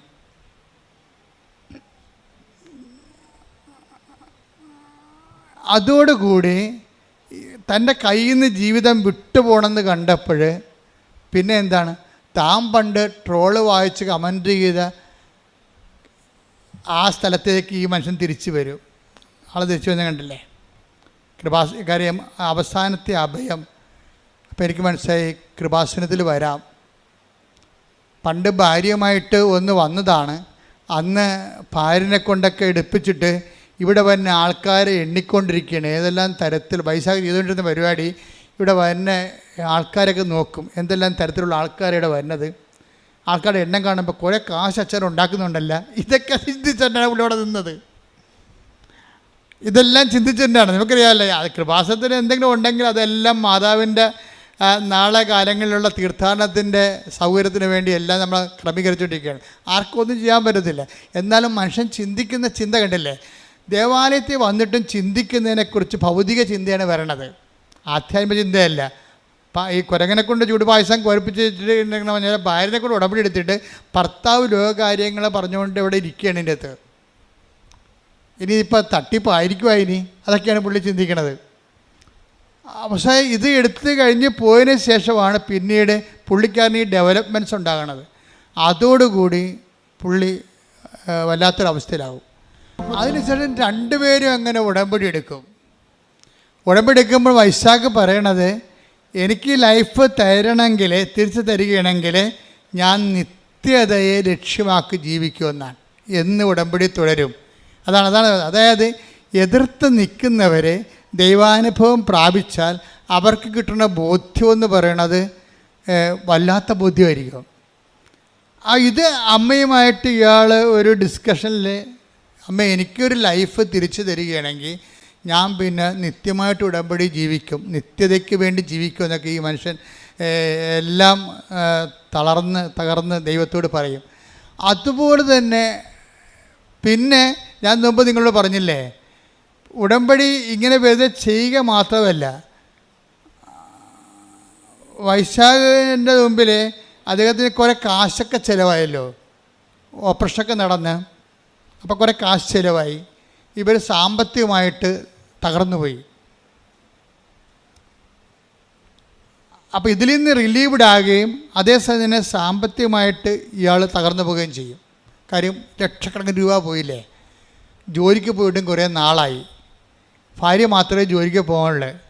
കടം അതിനേക്കാൾ ഇരട്ടിയായി വന്നപ്പോൾ ഒരു ദിവസം ഇയാൾ ദുബായിലെ സ്ട്രീറ്റിലൂടെ വരുമ്പോൾ ഒരു ധർമ്മക്കാരൻ ഇയാളുടെ മേലെ കൈ നീട്ടിയപ്പോൾ എന്നാ പറ്റിയെന്നറിയാമോ, ഇവർ ഭയങ്കര സാമ്പത്തികമായിട്ട് പാപ്പരായ മനുഷ്യരായിപ്പോയി.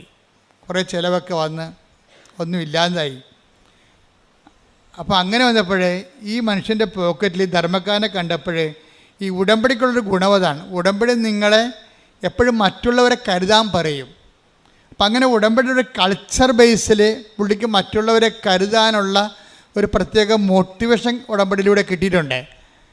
അപ്പോൾ അത് അദ്ദേഹത്തിന് മനസ്സിലുണ്ട്. അപ്പോൾ ഈ ധർമ്മക്കാരൻ ഇയാളുടെ മുമ്പിൽ കൈ നീട്ടിയപ്പോൾ ഇയാൾക്ക് ആണെങ്കിൽ അന്ന് അത്താഴത്തിനും എത്രയോ രണ്ടുപേർക്കും ജോലി ഉണ്ടായിരുന്നതാണേ. ഇപ്പോൾ ഈ ഒരു പ്രത്യേകത്തിൽ പൈസ എല്ലാം പോയി.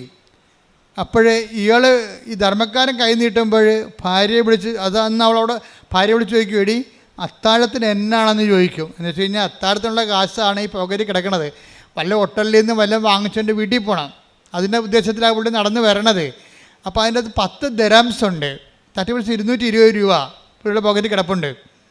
അപ്പോൾ 220 രൂപ കിടപ്പുണ്ട്. ഭാര്യയെ വിളിച്ച് ചോദിക്കും, എടീ അത്താഴത്തിന് എന്നാന്ന് ചോദിക്കും. അപ്പോൾ പറയും, നിങ്ങൾക്ക് കൊളസ്ട്രോൾ അല്ലേ, നിങ്ങൾ ഡയറ്റിലാണ്, നിങ്ങൾക്ക് ഞാൻ സവാളയും തൈരും അരിഞ്ഞു വെച്ചിട്ടുണ്ട് രാത്രി, അതുപോലെ ഞാൻ പിന്നെ എങ്ങനെ അഡ്ജസ്റ്റ് ചെയ്യാമെന്ന് പറയും. എന്നാണോ ചോദിക്കാൻ കാര്യം? അല്ലോ ഒരു ധർമ്മക്കാരൻ എൻ്റെ അടുത്ത് നിൽക്കണേ, കൊടുത്തിട്ട് പോരാൻ പറയും. അപ്പോൾ ഉടനെ ഈ മനുഷ്യൻ ഇതിൻ്റെ അകത്തുള്ള 10 ദിർഹംസ് അയാൾക്ക് കൊടുക്കും. എന്നിട്ട് പോയി അയാൾക്ക് സവാളയും ഇത് മതി, സവാളയും തൈരും മതി രാത്രി. അപ്പോൾ അത് കൊടുക്കാനും തൻ്റെ കയ്യിൽ അത്താഴത്തിനുള്ള വക കൂടി കൊടുക്കാൻ വേണ്ടി അയാൾക്ക് ഒരു ആന്തരികമായ അഭിഷേകം കിട്ടും. ഇതാണ് സംഭവം, പിടിയിട്ടില്ലേ? അപ്പോൾ ഈ 10 ദിർഹംസ് അയാൾക്കെടുത്ത്, ധർമ്മക്കാരൻ അത്രയും പ്രതീക്ഷിച്ചില്ല, വല്ല 2-3 ദിർഹംസ് കിട്ടുമെന്നാണ് വിചാരിച്ചത്. അവ കൈ പുകയിലുണ്ടായിരുന്ന 10 ദിറംസും കൊടുത്തു. 10 ദിറംസ് കൊടുത്തോടു കൂടിയല്ല ഈ ധർമ്മക്കാരൻ കൈ നീട്ടി ഈ മനുഷ്യൻ സന്തോഷത്തോടെ ഈ മനുഷ്യൻ തലയെ കൈവച്ചു. അത് വലിയ സന്തോഷത്തോടെ ഈ മനുഷ്യൻ കൈകൂപ്പി ധർമ്മക്കാരൻ്റെ ആശീർവാദം മേടിച്ച് വീട്ടിൽ വന്ന് സന്തോഷത്തോടെയാണ് ആ മനുഷ്യനത് കൊടുത്തത്. കാര്യം നമ്മൾ കൊടുക്കുമ്പോൾ അളിഞ്ഞ മോന്ത്യമായിട്ട് കൊടുക്കുന്ന ആൾക്കാരുണ്ട്. പത്രം അങ്ങനെ ചെയ്യണവരുണ്ട്. അളിഞ്ഞ മോന്ത്യമായിട്ട് പത്രം കൊടുക്കും. ഇത് കൊടുത്ത് അവസാനിപ്പിക്കണമല്ലോ ആർക്കെങ്കിലും, ഇനി ആർക്കുണ്ട് ഏത് പണ്ടാരത്തിൽ കൊടുക്കാനാണ് ഇങ്ങനെ കൊടുക്കുന്നവരുണ്ട്. സന്തോഷത്തോടെ കൊടുക്കുക. കഴിഞ്ഞ ദിവസങ്ങളിൽ സരസ്വതി ഇവിടെ ഒരു കിടിലൻ സാക്ഷ്യം പറഞ്ഞു. സരസ്വതി എന്ന് പറയുന്നത് കണ്ണൂരിൽ നിന്ന് തന്നെയാണ്. അപ്പോൾ അവർ പറയണേ, എനിക്ക് വീട്ടിൽ നിന്ന് ഇറങ്ങി ഉടമ്പടി മാതാവിൻ്റെ അടുത്ത് വന്നിട്ട് തിരിച്ചു പോകണമെങ്കിൽ 3 ദിവസം വേണം, അങ്ങോട്ടും ഇങ്ങോട്ടും ട്രെയിൻ യാത്രയിൽ. അപ്പോൾ സരസ്വതി ചെയ്യണമെന്ന് വെച്ച് കഴിഞ്ഞാൽ 3 കെട്ട് പത്രം മേടിച്ചുകൊണ്ട് പോകും. എന്നിട്ട് രാവിലെ അവിടെ ചെന്ന് 3-ാം ദിവസം അവിടെ എത്തുമ്പോൾ ഒരു കട്ടൻ ചായ കുടിച്ചിട്ട് പത്രം കൊടുക്കാൻ ഇറങ്ങും. തൻ്റെ അനുഭവങ്ങൾ പറഞ്ഞുകൊണ്ട് സന്തോഷത്തോടെ സന്ധ്യ വരെ ആ പത്രം ആൾക്കാർക്ക് പറഞ്ഞു കൊടുക്കും. വെറുതെ ഇട്ടും പോണതല്ല, തൻ്റെ അനുഭവങ്ങൾ പറഞ്ഞ് ഇതുകൊണ്ട് മാതാവിന് എന്തെങ്കിലും പ്രയോജനം ഉണ്ടാകണമെന്ന് പറഞ്ഞുകൊണ്ട് തന്നെയാണ് ഇത് കൊടുക്കുന്നത്. അത് കൊടുക്കുമ്പോൾ വിശപ്പും ദാഹവും അറിയാതെ അത് ആന്തരിക സൗഖ്യം പ്രാപിച്ചിട്ടാണ് സരസ്വതി തിരിച്ചു വരണത്. അവർക്ക് തന്നെ ആ ഒരു മേഖല പണ്ടുണ്ടായിരുന്ന നിരാശയും സങ്കടത്തിൻ്റെ മേഖലയിൽ നിന്നുണ്ട്. അതായത് അവരുടെ ഭൗതിക സാഹചര്യം മാറ്റമില്ല, പക്ഷേ ആ ഭൗതിക സാഹചര്യം പണ്ടുണ്ടായിരുന്ന ആഴവും അതിൻ്റെ തീപ്പൊള്ളൽ ഇന്ന് അനുഭവിക്കണില്ല. അവിടെ സരസ്വതിക്ക് ആന്തരിക അഭിഷേകം കിട്ടിയിട്ടുണ്ട്. ആ വിഷയത്തിൽ തനിക്കിപ്പോൾ ഒന്നും സംഭവിച്ചിട്ടില്ല, ദൈവം തന്നെ നോക്കുന്നുണ്ടെന്ന രീതിയിൽ വളരെ ആന്തരികമായ കൃപയിലാണ് ഇവർ പോണത്. പക്ഷെ അവരുടെ ജോലി അവർ മനോഹരമായിട്ട് ചെയ്യണേ. ഇത് തന്നെയാണ് ഇപ്പോൾ വൈശാഖിന് സംഭവിച്ചിരിക്കുന്നത്. വൈശാഖിന് ഈ അനുഗ്രഹം കിട്ടി, ധർമ്മക്കാരൻ്റെ അനുഗ്രഹം കിട്ടിയോടുകൂടി ഈ മനുഷ്യന് ഭയങ്കര, ഈ നാട്ടുകാരുടെ ഭാഷ പറഞ്ഞാൽ ഈ ഒരു ഭയങ്കര ത്രസിപ്പ് തോന്നി. വന്ന് ഭാര്യയോട് പറഞ്ഞിട്ടും തീരില്ല, അയാളെന്നെ അനുഗ്രഹിച്ചെന്ന് പറയും. അപ്പോൾ വൈഫ് പറയാം, അയാളല്ല അനുഗ്രഹിച്ചത്, കർത്താവാണ് ഇങ്ങനെ അനുഗ്രഹിച്ചെന്ന് പറയും. എന്നുവെച്ചാൽ അയാളിലൂടെ അതാരാണെന്ന് നമുക്കറിയത്തില്ലല്ലോ, അതാരാണ് ധർമ്മക്കാരെന്ന് അറിയത്തില്ലല്ലോ. ചിലപ്പോൾ പരീക്ഷിക്കാൻ വേണ്ടി ദൈവം നിൽക്കണ അറിയത്തില്ലല്ലോ. പക്ഷേ ദൈവം നിന്നതുപോലെയാണ് സംഭവിക്കണത്. പെട്ടെന്ന് പിറ്റേ ദിവസം കമ്പനിയിൽ നിന്ന് വിളിച്ചിട്ട്, വൈശാഖേ നിങ്ങൾ തിരിച്ച് റീജോയിൻ ചെയ്യണില്ലേ, നിങ്ങൾക്ക് എത്ര രൂപ ചിലവായി, നിങ്ങളുടെ ഇൻഷുറൻസ് ശരിയായില്ലെന്നാണ് കമ്പനിയിൽ നിന്ന് കേൾക്കണത്, കമ്പനി പറയണത്. അപ്പോൾ സാറേ ശരിയായിട്ടില്ല, കാശെല്ലാം പോയി, വേറെടുത്ത കാശെല്ലാം പോയി, എല്ലാം ആശുപത്രിയിൽ പോയി, ഇൻഷുറൻസ് ശരിയായിട്ടില്ല, താൻ കുഴപ്പമില്ല, അതിങ്ങോട്ട് പോരാൻ മതി, നാളെ തൻ്റെ അക്കൗണ്ടിലേക്ക് ഇപ്പോൾ ഞങ്ങൾ 10 ലക്ഷം ദിറംസ് വിടുന്നുണ്ടെന്ന്. ഒന്ന് ചിന്തിച്ച് നോക്കി. അയാൾ ആ 10 ലക്ഷം ദിറംസ് 10 ദിറംസിനും കൊടുക്കണ കണ്ടില്ല. അപ്പം ഞാനെങ്ങനെ ഓർത്തെന്നറിയോ, ഈ കർത്താവിൻ്റെ വചനം, ആ വചനത്തിൽ നമ്മൾ സന്തോഷത്തോടെ അത് കൈമാറി കഴിയുമ്പോൾ ദൈവം വാഗ്ദാനങ്ങൾ പാലിക്കും ആരോടായാലും. അത് വൈശാഖമായാലും ശരി, അതുപോലെ തന്നെ ആരാണ് ദൈവത്തോട് സന്തോഷത്തോടെ വചനം പാലിക്കേണ്ടത്. അങ്ങനെ ഒരു വചനമുണ്ട് കേട്ടോ, ലുക്കാ 6:38. അതെ, കൊടുക്കുവിൻ നിങ്ങൾക്കും കിട്ടും, പറഞ്ഞ കൊടുക്കുവിൻ നിങ്ങൾക്ക് ലഭിക്കും, അമർത്തിക്കുലുക്കി നിറച്ചളന്ന് അവർ നിങ്ങളുടെ മടിയിൽ ഇട്ടുതരും. അതാണ് ആരാണ് തന്നത്, അവനാണ് ആര്, ദൈവം. ആരുടെ വചനമാണ് ഇതെല്ലാം? വാഗ്ദാനമാണ്. കിട്ടും, കൊടുക്കും, ലഭിക്കും എന്നൊക്കെ പറയുന്നത് എല്ലാം പ്രോമിസാണ്. ഉടമ്പടി വർക്കൗട്ട് ചെയ്യണത് 8870 പ്രോമിസിലാണ് വർക്ക് ചെയ്യണത്. ഞാൻ കോവിഡ് പിടിച്ച് 2 മാസത്തോളം 1.5 മാസത്തോളം, എനിക്ക് 2 പ്രാവശ്യം കോവിഡ് പിടിച്ചു കേട്ടോ. നിങ്ങൾ അറിഞ്ഞോ? നിങ്ങൾ അറിഞ്ഞില്ലല്ലോ അല്ലേ? 2 പ്രാവശ്യം എനിക്ക് കോവിഡ് പിടിച്ച്. എന്താ, ആരാ കോവിഡ് തന്നത്? നിങ്ങളല്ല തന്നത്. ഞാൻ ഇവിടെ നിൽക്കുമ്പോൾ എനിക്ക് കിട്ടിയല്ലേ, ഞാൻ പുറത്ത് പോകണില്ലല്ല. പക്ഷേ എന്താ പ്രശ്നം എന്ന് വെച്ച് കഴിഞ്ഞാൽ, കോവിഡ് കാലത്തും ഞാൻ ഇവിടെ തന്നെ ഉണ്ടായിരുന്നു, ജനങ്ങളുടെ വിഷയങ്ങൾ കേട്ടോണ്ട് തന്നെ. അപ്പോൾ ഒത്തിരി പേര് വരുമ്പോൾ ആരെങ്കിലും കയറി കയ്യെ പിടിക്കുക, അല്ലെങ്കിൽ അടുത്ത് നിൽക്കുക, തുമ്മുക ചെയ്യുമ്പോൾ അത് കിട്ടും. അതാണ് 2 പ്രാവശ്യം കിട്ടിയത്. അപ്പോൾ ആദ്യത്തെ പ്രാവശ്യം കിട്ടിയപ്പോൾ 1.5 മാസം ഞാൻ കിടന്നുപോയി. കാര്യം 1.5 മാസം ഞാനും വിജയകുമാർ മാത്രം എൻ്റെ കയ്യിലും ഉണ്ട്. അപ്പം ഞാനിങ്ങനെ അദ്ദേഹത്തിൻ്റെ ഹോട്ടലിൽ കിടക്കുകയാണ് ഒറ്റയ്ക്ക്. അപ്പോൾ എന്നെ നോക്കിയത് മുഴുവനും നാഫർ എന്ന് പറഞ്ഞൊരു മുസ്ലിം സഹോദരനാണ്. അയാളാണെങ്കിൽ എൻ്റെ പൾസും എൻ്റെ ശ്വാസവും നോക്കാൻ വേണ്ടി വട്ടം കിടക്കുകയാണ് അവിടെ. കഴിഞ്ഞ ദിവസം ഇവിടെ വന്നിട്ടുണ്ടായിരുന്നു. എനിക്ക് ഭയങ്കര ഇഷ്ടപ്പെട്ട അയാളെ കണ്ടപ്പോൾ ഇവിടെ വന്നിട്ടുണ്ടായിരുന്നു എന്നെ കാണാൻ വേണ്ടി. അന്ന് 1.5 മാസം രാത്രി എനിക്ക് എന്തെങ്കിലും സംഭവിക്കുക, ശ്വാസം കിട്ടാത്ത ദിവസങ്ങളായിരുന്നു അത്. അപ്പോൾ എൻ്റെ മേലിൽ ജവമാല ഉണ്ടായിരുന്നു. അപ്പോൾ ഈ നാഫർ അടുത്ത് കിടക്കുകയാണ് വട്ടം. എന്നിട്ട് ഞാൻ എന്തെങ്കിലും ഒരു പന്തികേട് കണ്ട അപ്പോൾ പുള്ളിക്ക് അകത്തോട്ട് വരാൻ വേണ്ടി പുള്ളി പുറത്ത് കിടക്കുകയാണ്. അപ്പോൾ ഞാൻ ഓർക്കണേ, ഞാൻ എൻ്റെ ജീവിതത്തിൽ ഒരിക്കലും കാണാത്തൊരു മനുഷ്യനാണ്. ഈ ഒരു കാലഘട്ടത്തിൽ എൻ്റെ ബന്ധുക്കളല്ല, സ്വന്തപ്പെട്ടുള്ള സഹപ്രവർത്തകരല്ല, ആരുമല്ല. ഇത് നിങ്ങൾ ഓർക്കണം. എന്താ പ്രശ്നം വെച്ച് കഴിഞ്ഞാൽ, നിങ്ങൾ ഓരോരുത്തരെയും താങ്ങണതും തലോടണമെല്ലാം നാളെ നിങ്ങൾക്ക് അവർ പ്രയോജനപ്പെടുമെന്നുള്ള ഉദ്ദേശത്തിലാണ്. പക്ഷെ നിങ്ങൾ താങ്ങണതും തലോടേണ്ടതും ദൈവത്തെ മാത്രമാണ്. എവിടെയെങ്കിലും നിങ്ങൾക്ക് അറ്റാച്ച്മെൻ്റ് ഉണ്ടെങ്കിൽ ആ അറ്റാച്ച്മെൻറ്റ് വെച്ചായിരിക്കും നിങ്ങൾക്ക് പണി കിട്ടാൻ പോണത്. പക്ഷേ ദൈവത്തോട് മാത്രം അറ്റാച്ച്മെൻ്റ് ഉണ്ടെങ്കിൽ നമ്മളുടെ യഥാർത്ഥ സമയത്ത് ദൈവമാണ് ആളെ ദൂത വിടണത്. ഞാൻ നിനക്ക് മുമ്പേ എൻ്റെ ദൂതനെ അയക്കും. ശ്രുതികട hallelujah. Take the word of God. Hallelujah hallelujah hallelujah hallelujah hallelujah. യേശുവേ നന്ദി. Hallelujah hallelujah hallelujah. യേശുവേ സ്തുതി. Hallelujah hallelujah hallelujah hallelujah. പുറപ്പാട് 23:20.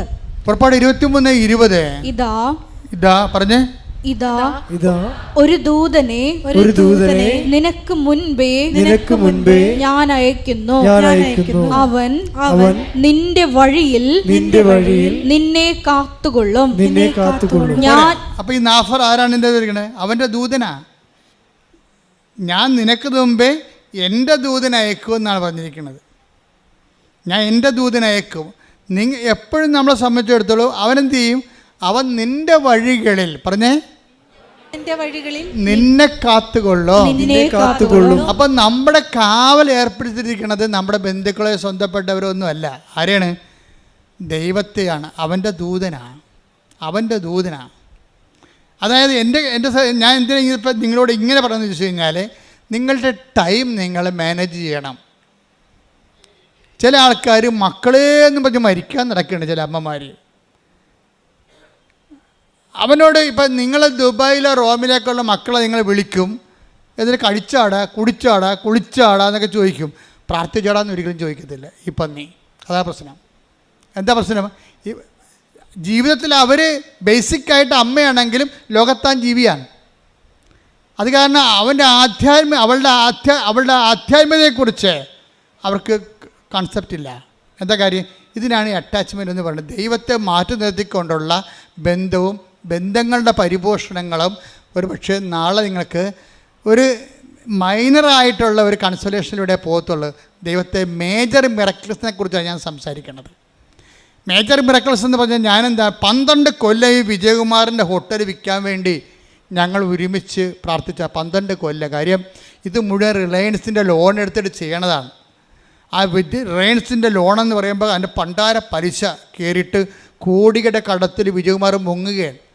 ആരോടും പറയിക്കാതെ പുതിയ ലോൺ എടുത്ത് കൂടിക്കൊണ്ടിരിക്കുകയാണ്. ഇവിടെ വളരെ മിടുക്കനായിട്ട് വരും, സിമ്പിളിനായിട്ട് പോകും. പക്ഷേ ഞങ്ങൾക്ക് മാത്രമേ രണ്ടുപേർക്കും രഹസ്യങ്ങൾ അറിയാൻ പാടുള്ളൂ.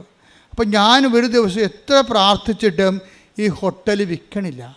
ഹോട്ടൽ വിൽക്കാനല്ല, വേറെ ഒന്നും വിൽക്കാൻ അവിടെ ഇല്ല താനും. സ്ഥലങ്ങളൊക്കെ ഉണ്ട്, അത് വലിയ സ്ഥലങ്ങളാണ് കിടക്കുന്നത്, അതൊന്നും വിറ്റ് പോകണില്ല. എല്ലാം റിയൽ എസ്റ്റേറ്റ് പ്രോബ്ലത്തിൽ കിടക്കുകയാണ്. പല സ്ഥലങ്ങൾക്കും പല പ്രശ്നങ്ങളാണ് കിടക്കുന്നത്, റവന്യൂ പ്രോബ്ലംസ്.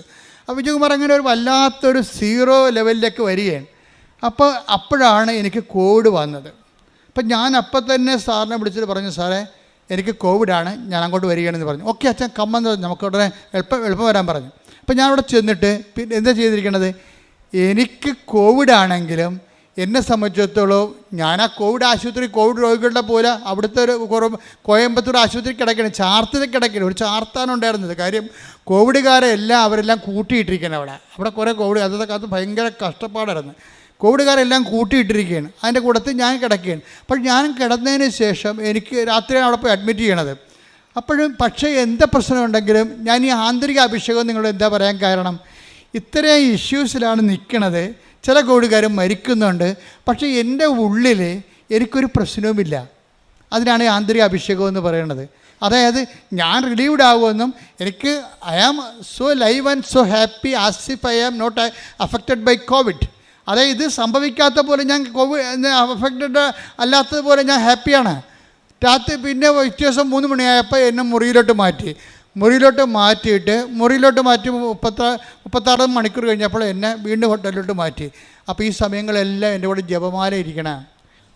അതിൻ്റെ നിങ്ങൾക്ക് അഭിഷേകം, പ്രാർത്ഥനയിൽ അഭിഷേകം വേണമെങ്കിൽ നിങ്ങൾ ജപമാലയിൽ നിന്ന് അഭിഷേകം മേടിക്കേണ്ടത്. അതിൻ്റെ കാരണം വെച്ച് കഴിഞ്ഞാൽ ഏത് കാട്ടിലും ഏത് കോവിഡിലും കിടന്നുകൊണ്ട് നിങ്ങൾക്കത് പ്രാർത്ഥിക്കാൻ പറ്റും. ഇത്തിരി ഓർമ്മ മതി. എന്താണ് ജപമാലയ്ക്ക് വേണ്ടിയുള്ള ഇൻവെസ്റ്റ്മെൻ്റ് എന്ന് പറഞ്ഞു കഴിഞ്ഞാൽ ഒരു പൊടിക്ക് ഓർമ്മ, അത്രയേ ഉള്ളൂ. ജപമാല ചെല്ലാൻ നിങ്ങൾക്ക് എന്ത് വേണമെന്ന് വെച്ച് കഴിഞ്ഞാൽ ഒരു പൊടിക്ക് ഓർമ്മ മതി. എനിക്ക് ഓർമ്മയുണ്ട്, ഞാൻ മരിച്ചിട്ടില്ല എന്നുള്ളൊരു ബോധം മതി നിനക്ക് ഒരു ജപമാല ആക്ടിവേറ്റ് ആകാൻ. അപ്പോൾ ഞാൻ ഈ ജപമാല എഴുതിക്കൊണ്ടിരിക്കുകയാണ്. ഒരു ദിവസം 10-40 ജപമാല ചെല്ലും. കിടക്കാനല്ല, ചുമയുള്ള കാരണം ഇങ്ങനെ കിടക്കാൻ പറ്റും, ഇങ്ങനെ താങ്ങിയിരിക്കുകയല്ലേ. അപ്പോൾ ഇരുന്നുകൊണ്ട് ജപമാല ചെല്ലുകയാണ്. ജപമാല ചൊല്ലി ഒരു ദിവസം സാറ് കയറി വന്ന് മുറി. ഇപ്പോൾ സാറിനാണെങ്കിൽ കോവിഡാണെങ്കിൽ സാറിന് അങ്ങനെ പേടിയൊന്നുമില്ല. സാർ എൻ്റെ അടുത്ത് ഇരുന്ന് സംസാരിക്കുകയാണ്. എന്നോട് പറഞ്ഞ്, അച്ഛാ കടം ഇത്തിരി പ്രശ്നമാകുന്നുണ്ട്, ഈ സംഭവം ഒന്ന് ഡിസ്പോസ് ആയാൽ മാത്രമേ, അതായത് ഒട്ടലാണേ, ഡിസ്പോസ് ആയാൽ മാത്രമേ നടക്കത്തുള്ളൂ. ഞാൻ പറഞ്ഞു, ഈ ദിവസങ്ങൾ ഞാനത് പറയേണ്ട സ്ഥലത്ത് പറഞ്ഞിട്ടുണ്ട്. കാര്യം ഇപ്പോൾ കോവിഡ് പിടിച്ച്, രോഗം പിടിച്ച്, എന്നിട്ടും ഉള്ള ബോധത്തിൽ പ്രാർത്ഥിക്കുന്നതിനേക്കാൾ വലിയ പ്രാർത്ഥനയിലില്ല. കർത്താവ് കുരിശിൽ കിടന്ന് പ്രാർത്ഥിക്കുന്ന പോലെയുള്ള ഈ പ്രാർത്ഥനയുടെ മൂല്യം കൂടുന്നുണ്ട്. രോഗിയായിട്ട് പ്രാർത്ഥിക്കുമ്പോൾ ഉണ്ടാകുന്ന പ്രശ്നം അതാ, പ്രാർത്ഥനയുടെ മൂല്യം കൂടും. പണ്ട് നമുക്ക് ആരോഗ്യത്തോടെ ഇരുന്ന് പ്രാർത്ഥിക്കുമ്പോൾ ഒരു കൊന്തയ്ക്ക് 10 പോയിൻ്റ് ആണെങ്കിൽ നമ്മളൊരു വലിവ് പിടിച്ച് പ്രാർത്ഥിക്കുമ്പോൾ കൊന്തയ്ക്ക് 40 പോയിൻ്റ് ആകും. അതെപ്പോഴും നമ്മൾ ഓർത്തേക്കണം. പ്രാർത്ഥനയുടെ മൂല്യം അത് ഏത് ശാരീരിക മാനസിക അവസ്ഥയിൽ പ്രാർത്ഥിക്കുന്നതെന്നാണ്.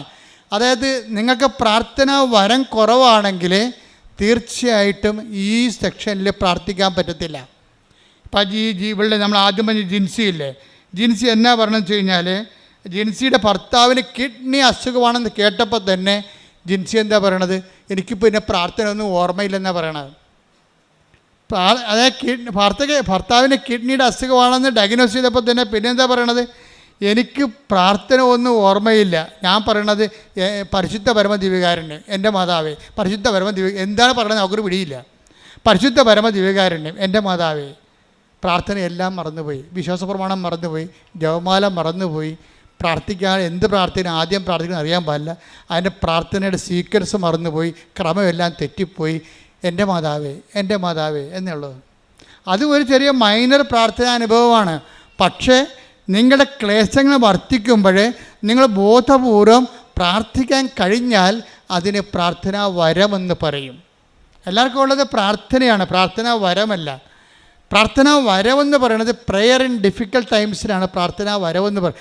എല്ലാവർക്കും പ്രാർത്ഥന ചൊല്ലാനറിയാം, അത് പക്ഷേ മേജർ ആയിട്ടുള്ള വിഷയം വന്നാൽ അതുകൊണ്ട് പ്രയോജനമില്ലാതെ വരും. തന്നെയല്ല, മേജറായിട്ടുള്ള പ്രശ്നം വന്നു കഴിഞ്ഞാൽ പ്രാർത്ഥന കിട്ടത്തില്ല, ചെല്ലാൻ കിട്ടത്തില്ല.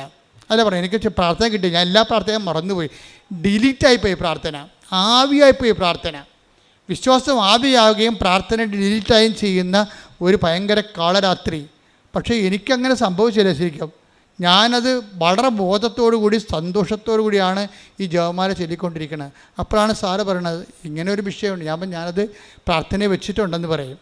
പക്ഷേ ഞാൻ അവിടുന്ന് ഒരു 2 ദിവസം കഴിഞ്ഞപ്പോൾ തന്നെ ഇത്രയും നാൾ സാറിൻ്റെ അടുത്ത് തന്നെ ഉണ്ടായിരുന്ന ഒരു വലിയ ഹോസ്പിറ്റലുണ്ട്, അവർക്കൊരു പ്രോജക്റ്റ് വന്ന് ആ ഹോസ്പിറ്റൽ എക്സ്പാൻഡ് ചെയ്യണമെന്ന്. അവരുടനെ സാറിനോട് വന്ന് ചോദിച്ചു, ഈ ഹോസ്പിറ്റൽ നിങ്ങളുടെ ഹോട്ടൽ കൊടുക്കുന്നുണ്ടോ എന്ന് ചോദിച്ചു. കൊടുക്കുന്നുണ്ടെന്ന് പറഞ്ഞ്. അപ്പോൾ എന്നാ വിലയെന്ന് പറഞ്ഞ്. അപ്പോൾ സാറ് പറഞ്ഞ് ഇതിന് 22 കോടി എന്ന് പറഞ്ഞു. 22 കോടി എന്ന് പറഞ്ഞ്. 22 കോടി എന്ന് പറഞ്ഞെങ്കിലും അപ്പോൾ എൻ്റെ അടുത്ത് വന്ന് പറഞ്ഞ് 22 കോടി എന്നാണ് പറയണമെന്ന് പറഞ്ഞു.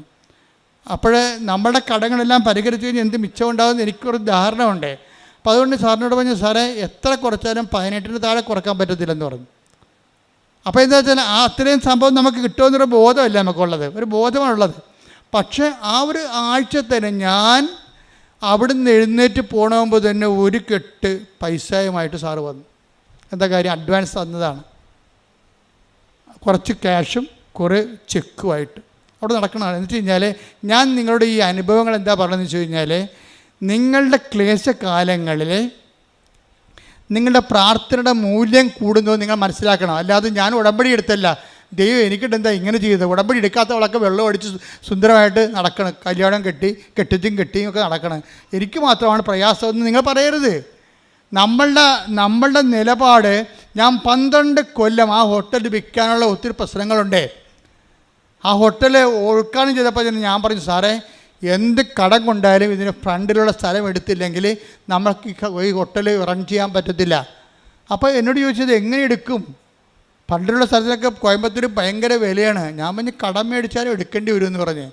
കാര്യം എൻ്റെ മനസ്സിൽ അന്ന് സാറിൻ്റെ വൈഫിനോട് ഞാൻ പറഞ്ഞ്, ഇന്നല്ലെങ്കിൽ സാററിയണ്ട, ഇന്നല്ലെങ്കിൽ നാളെ നമുക്കിത് വിൽക്കേണ്ടി വരുമെന്ന് പറഞ്ഞു. അത് പറഞ്ഞിട്ടാണ് ഞാൻ വെഞ്ചരിച്ചിട്ട് പോരണത്. വെഞ്ചരിക്കുകയും ചെയ്തിട്ട് ഒട്ടൻ്റെ വിൽപ്പനയും തീരുമാനിച്ചിട്ടാണ് പോരണത് അവിടുന്ന്. എന്താ കാര്യം? അതാണ് എൻ്റെ കിടപ്പെന്ന് എനിക്കറിയാം. അപ്പം ഞാൻ ചെയ്ത് നോക്കുന്ന റവന്യൂ പ്രോബ്ലംസ് ഒന്നും ഉണ്ടാകരുത്. അതുകൊണ്ടാണ് അത് സേഫ് ആക്കണം അത്രയും സ്ഥലം. അത് നമുക്ക് ആരെങ്കിലും കൊടുത്താൽ എടുക്കണം, അവർക്ക് നാളെ പണി വരരുത്. അങ്ങനെ കറക്റ്റ് ചെയ്ത് അപ്പോൾ പക്ഷേ ഇത്രയും 12 കൊല്ലമായിട്ട് നടക്കണില്ല. അപ്പം നിങ്ങളെന്താ ചെയ്തിരിക്കണമെന്ന് വെച്ച് കഴിഞ്ഞാൽ, നിങ്ങളുടെ മൂല്യം നിങ്ങളുടെ പ്രാർത്ഥനയ്ക്ക് മൂല്യം വർദ്ധനയുണ്ടെങ്കിൽ നിങ്ങളിപ്പം നിലവിലുള്ള കുരിശിനെയൊക്കെ അക്സെപ്റ്റ് ചെയ്യണം. അതെപ്പോഴും ഭയങ്കര സീരിയസ് വിഷയമാണ്. നിങ്ങൾ കുരിശിനെ റിജക്റ്റ് ചെയ്യണത്. അപ്പോൾ നിങ്ങളുടെ മൂല്യം പോകും. ഇപ്പം നിങ്ങളുടെ മകൻ, നിങ്ങളുടെ മരുമകൾ നിങ്ങളുടെ കഴുത്തേക്കാരൻ്റെ പാർട്ടിയാണ്, അല്ലെങ്കിൽ അവൾ തന്നെത്താനായിട്ട് അവൾ വീട്ടിൽ പോയി നിൽക്കുകയാണ്. എന്നിട്ട് നിങ്ങളെക്കുറിച്ച് പറയണത് നിങ്ങൾ അവരെ തള്ളി പുറത്താക്കിയതാണ്, നിങ്ങളുടെ സ്വർണ്ണമൊക്കെ അവളുടെ സ്വർണ്ണമൊക്കെ നിങ്ങളെടുത്തെന്നായിരിക്കും പറയണത്. അവളുടെ സ്വർണ്ണമൊക്കെ നിങ്ങളെടുത്തെന്നും പറഞ്ഞ് അവൾ വീട്ടിൽ പോയി നിൽക്കുകയാണ്. അവൾ വീട്ടിൽ പോയി നിൽക്കണതിന് നാട്ടുകാരോട് പറയാൻ ഒരു കാരണമാണ്. ഇപ്പം നിങ്ങൾക്കെന്ത് പറ്റി? മകൻ്റെ ജീവിതം പോയി, നിങ്ങൾ കള്ളിയുമായി, അവളുടെ സ്വർണ്ണം അടിച്ച് മാറ്റിയ കള്ളിയുമായി നിങ്ങൾ ആകപ്പാട്. അപ്പം നിങ്ങൾക്ക് വൈരാഗ്യം വിദ്വേഷമേ കൂടത്തുള്ളൂ. അതല്ല, ആ കുരിശിനെ നിങ്ങൾ ക്രിസ്തുവിൻ്റെ നാമത്തിൽ അക്സെപ്റ്റ് ചെയ്യണം. അവൾ എന്തും പറഞ്ഞോട്ടോ, എൻ്റെ മകൾ നാളെ ശരിയായിക്കൊള്ളും, അല്ലെങ്കിൽ കർത്താവ് അവളെ ശരിയാക്കും. അതിൻ്റെ പേരിൽ നിങ്ങൾ പുതിയ പാപിയായിട്ട് മാറരുത്. പിന്നീട് പറഞ്ഞു കേട്ടില്ലേ? നിങ്ങളുടെ മൂല്യം വർദ്ധിപ്പിക്കാൻ തരുന്ന ഉടമ്പടി കാലം എന്ന് വെച്ചാൽ ഉടമ്പടി ഒരു ജീവിത രീതിയാണ്, അല്ലാതെ അതൊരു പ്രാർത്ഥനാ രീതിയല്ല. ഉടമ്പടിയുടെ ഒരു ജീവിത രീതി, അതിന് ഉടമ്പടിയുടെ തനത് നിലപാടുണ്ട്, തനത് സമീപനമുണ്ട്, എല്ലാ വിഷയങ്ങളും. ഇതിനാണ് മാതാവ് സെപ്റ്റംബർ 7 ഡിസ്പോസിഷൻ എന്ന് പറഞ്ഞത്. ഇത് ഫയറാകുന്ന ഡിസ്പോസിഷൻസ് എന്ന് പറഞ്ഞതിൻ്റെ കാരണം അതാണ്. അപ്പോൾ ഈ മനുഷ്യന് എന്തുകൊണ്ടാണ് ഇപ്പം നമ്മൾ വൈശാഖിൻ്റെ കാര്യം തന്നെ എടുക്കാം. വൈശാഖിന് ഇപ്പോൾ എത്രയ്ക്ക് 10 ലക്ഷം ദിർഹംസാണ് കിട്ടിയിരിക്കണം. 10 ദിർഹംസിന് പകരം ഉടനെ കമ്പനി അവനെ രണ്ടാമത് തിരിച്ചെടുക്കുകയും ചെയ്ത് അവന് 10 ലക്ഷം ദിർഹംസ് അവൻ്റെ ചികിത്സയ്ക്ക് വേണ്ടി ഇട്ട് കൊടുത്തപ്പോൾ അവൻ്റെ ലോണെല്ലാം അടച്ചു തീർത്ത്. നല്ല കാശായിരുന്നു ഇതിൻ്റെ ഓപ്പറേഷനെ. ആ ലോണെല്ലാം അടച്ചു തീർത്ത് കഴിഞ്ഞപ്പോൾ കുറച്ച് കഴിഞ്ഞപ്പോൾ ജോലി ചെയ്തുകൊണ്ടിരിക്കുന്ന സമയത്ത് വേറൊരു സംഭവം, ഇത്രയും നാൾ കിട്ടായിരുന്ന ഇൻഷുറൻസ് മുഴുവനും പാസ്സായി. ഒരു മനുഷ്യൻ 10 ദിർഹംസ് കൊണ്ട് കോടിക്കണക്കിന് രൂപയുടെ ആസ്തിയിലേക്ക് വരികയാണ്. എപ്പോഴും വിചാരിക്കേണ്ടത്, നിങ്ങൾ ചെയ്യണത് ഇത് കിട്ടുമെന്ന് ഓർത്തിട്ടാണ് വൈശാഖ് ചെയ്തത് അല്ല.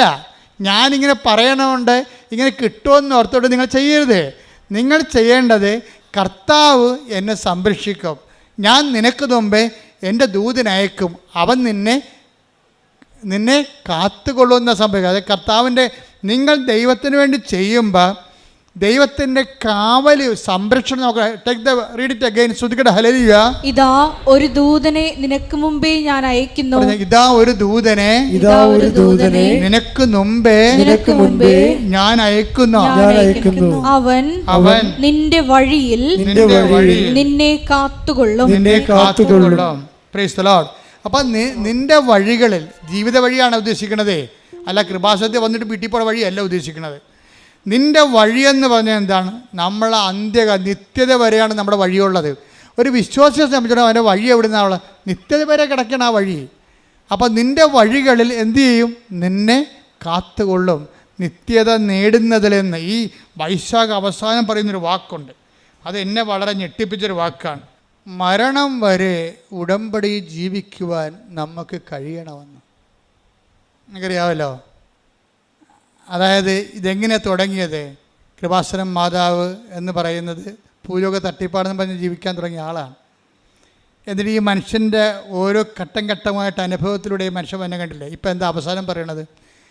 മരണം വരെ നമുക്ക് ഉടമ്പടിയിൽ ജീവിക്കാൻ കഴിയണം. അപ്പം ആ ഉടമ്പടിയെക്കുറിച്ച് ആ മനുഷ്യന് ജീവിതത്തിൽ ഏറ്റവും വലിയ കൺവിക്ഷനായിപ്പോയി. ഞാനെപ്പോഴും സന്തോഷിക്കണതേ, ഞാനെപ്പോഴും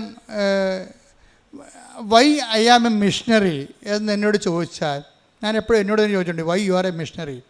കാരണം എൻ്റെ ഉടുപ്പ് എൻ്റെ പട്ടം കിട്ടി 2 കൊല്ലം 1.5 കൊല്ലം കഴിഞ്ഞപ്പോൾ ഞാൻ ഉടുപ്പ് ചേഞ്ച് ചെയ്തു. അപ്പോൾ ഞാൻ മിഷണറി ആണെന്നുള്ള ബോധം എനിക്കുണ്ടായിരുന്നു. എന്നാൽ ഇടവക ജീവിക്കുമ്പോൾ തന്നെ ഒരു മിഷൻ കോൺഗ്രിഗേഷനിൽ പോയി ചേരേണ്ട കാര്യമൊന്നുമില്ല.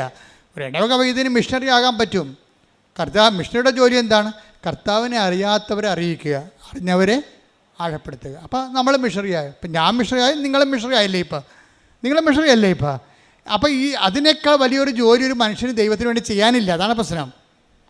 അപ്പം ഞാൻ എപ്പോഴും ഓർക്കുന്ന ഒരു വിഷയം, എന്നോട് ചോദിക്കണം നിങ്ങൾ why you are a missionary എന്ന് ചോദിച്ചാൽ ഞാൻ എന്ത് പറയുമെന്നറിയാവോ? എന്നോട് ചോദിക്കണം why you are a missionary എന്ന് ചോദിച്ചാൽ ഞാൻ പറയും, എനിക്ക് ക്രിസ്തു എന്ന് പറയുന്ന ആൾ, ക്രിസ്തുവിനെ കൊണ്ട് ഞാൻ ഒത്തിരിയേറെ കരഞ്ഞിട്ടുണ്ട് സന്തോഷം കൊണ്ട്. അത്രയ്ക്ക് സംഭവമാണ് കർത്താവ്. നിങ്ങൾക്ക് ഞാൻ മാതാവ് എനിക്ക് പ്രത്യക്ഷപ്പെടുന്നു പറയുമ്പോൾ നിങ്ങളൊക്കെ ഞാൻ മാതാവുമായിട്ടാണ് ബന്ധമെന്ന്.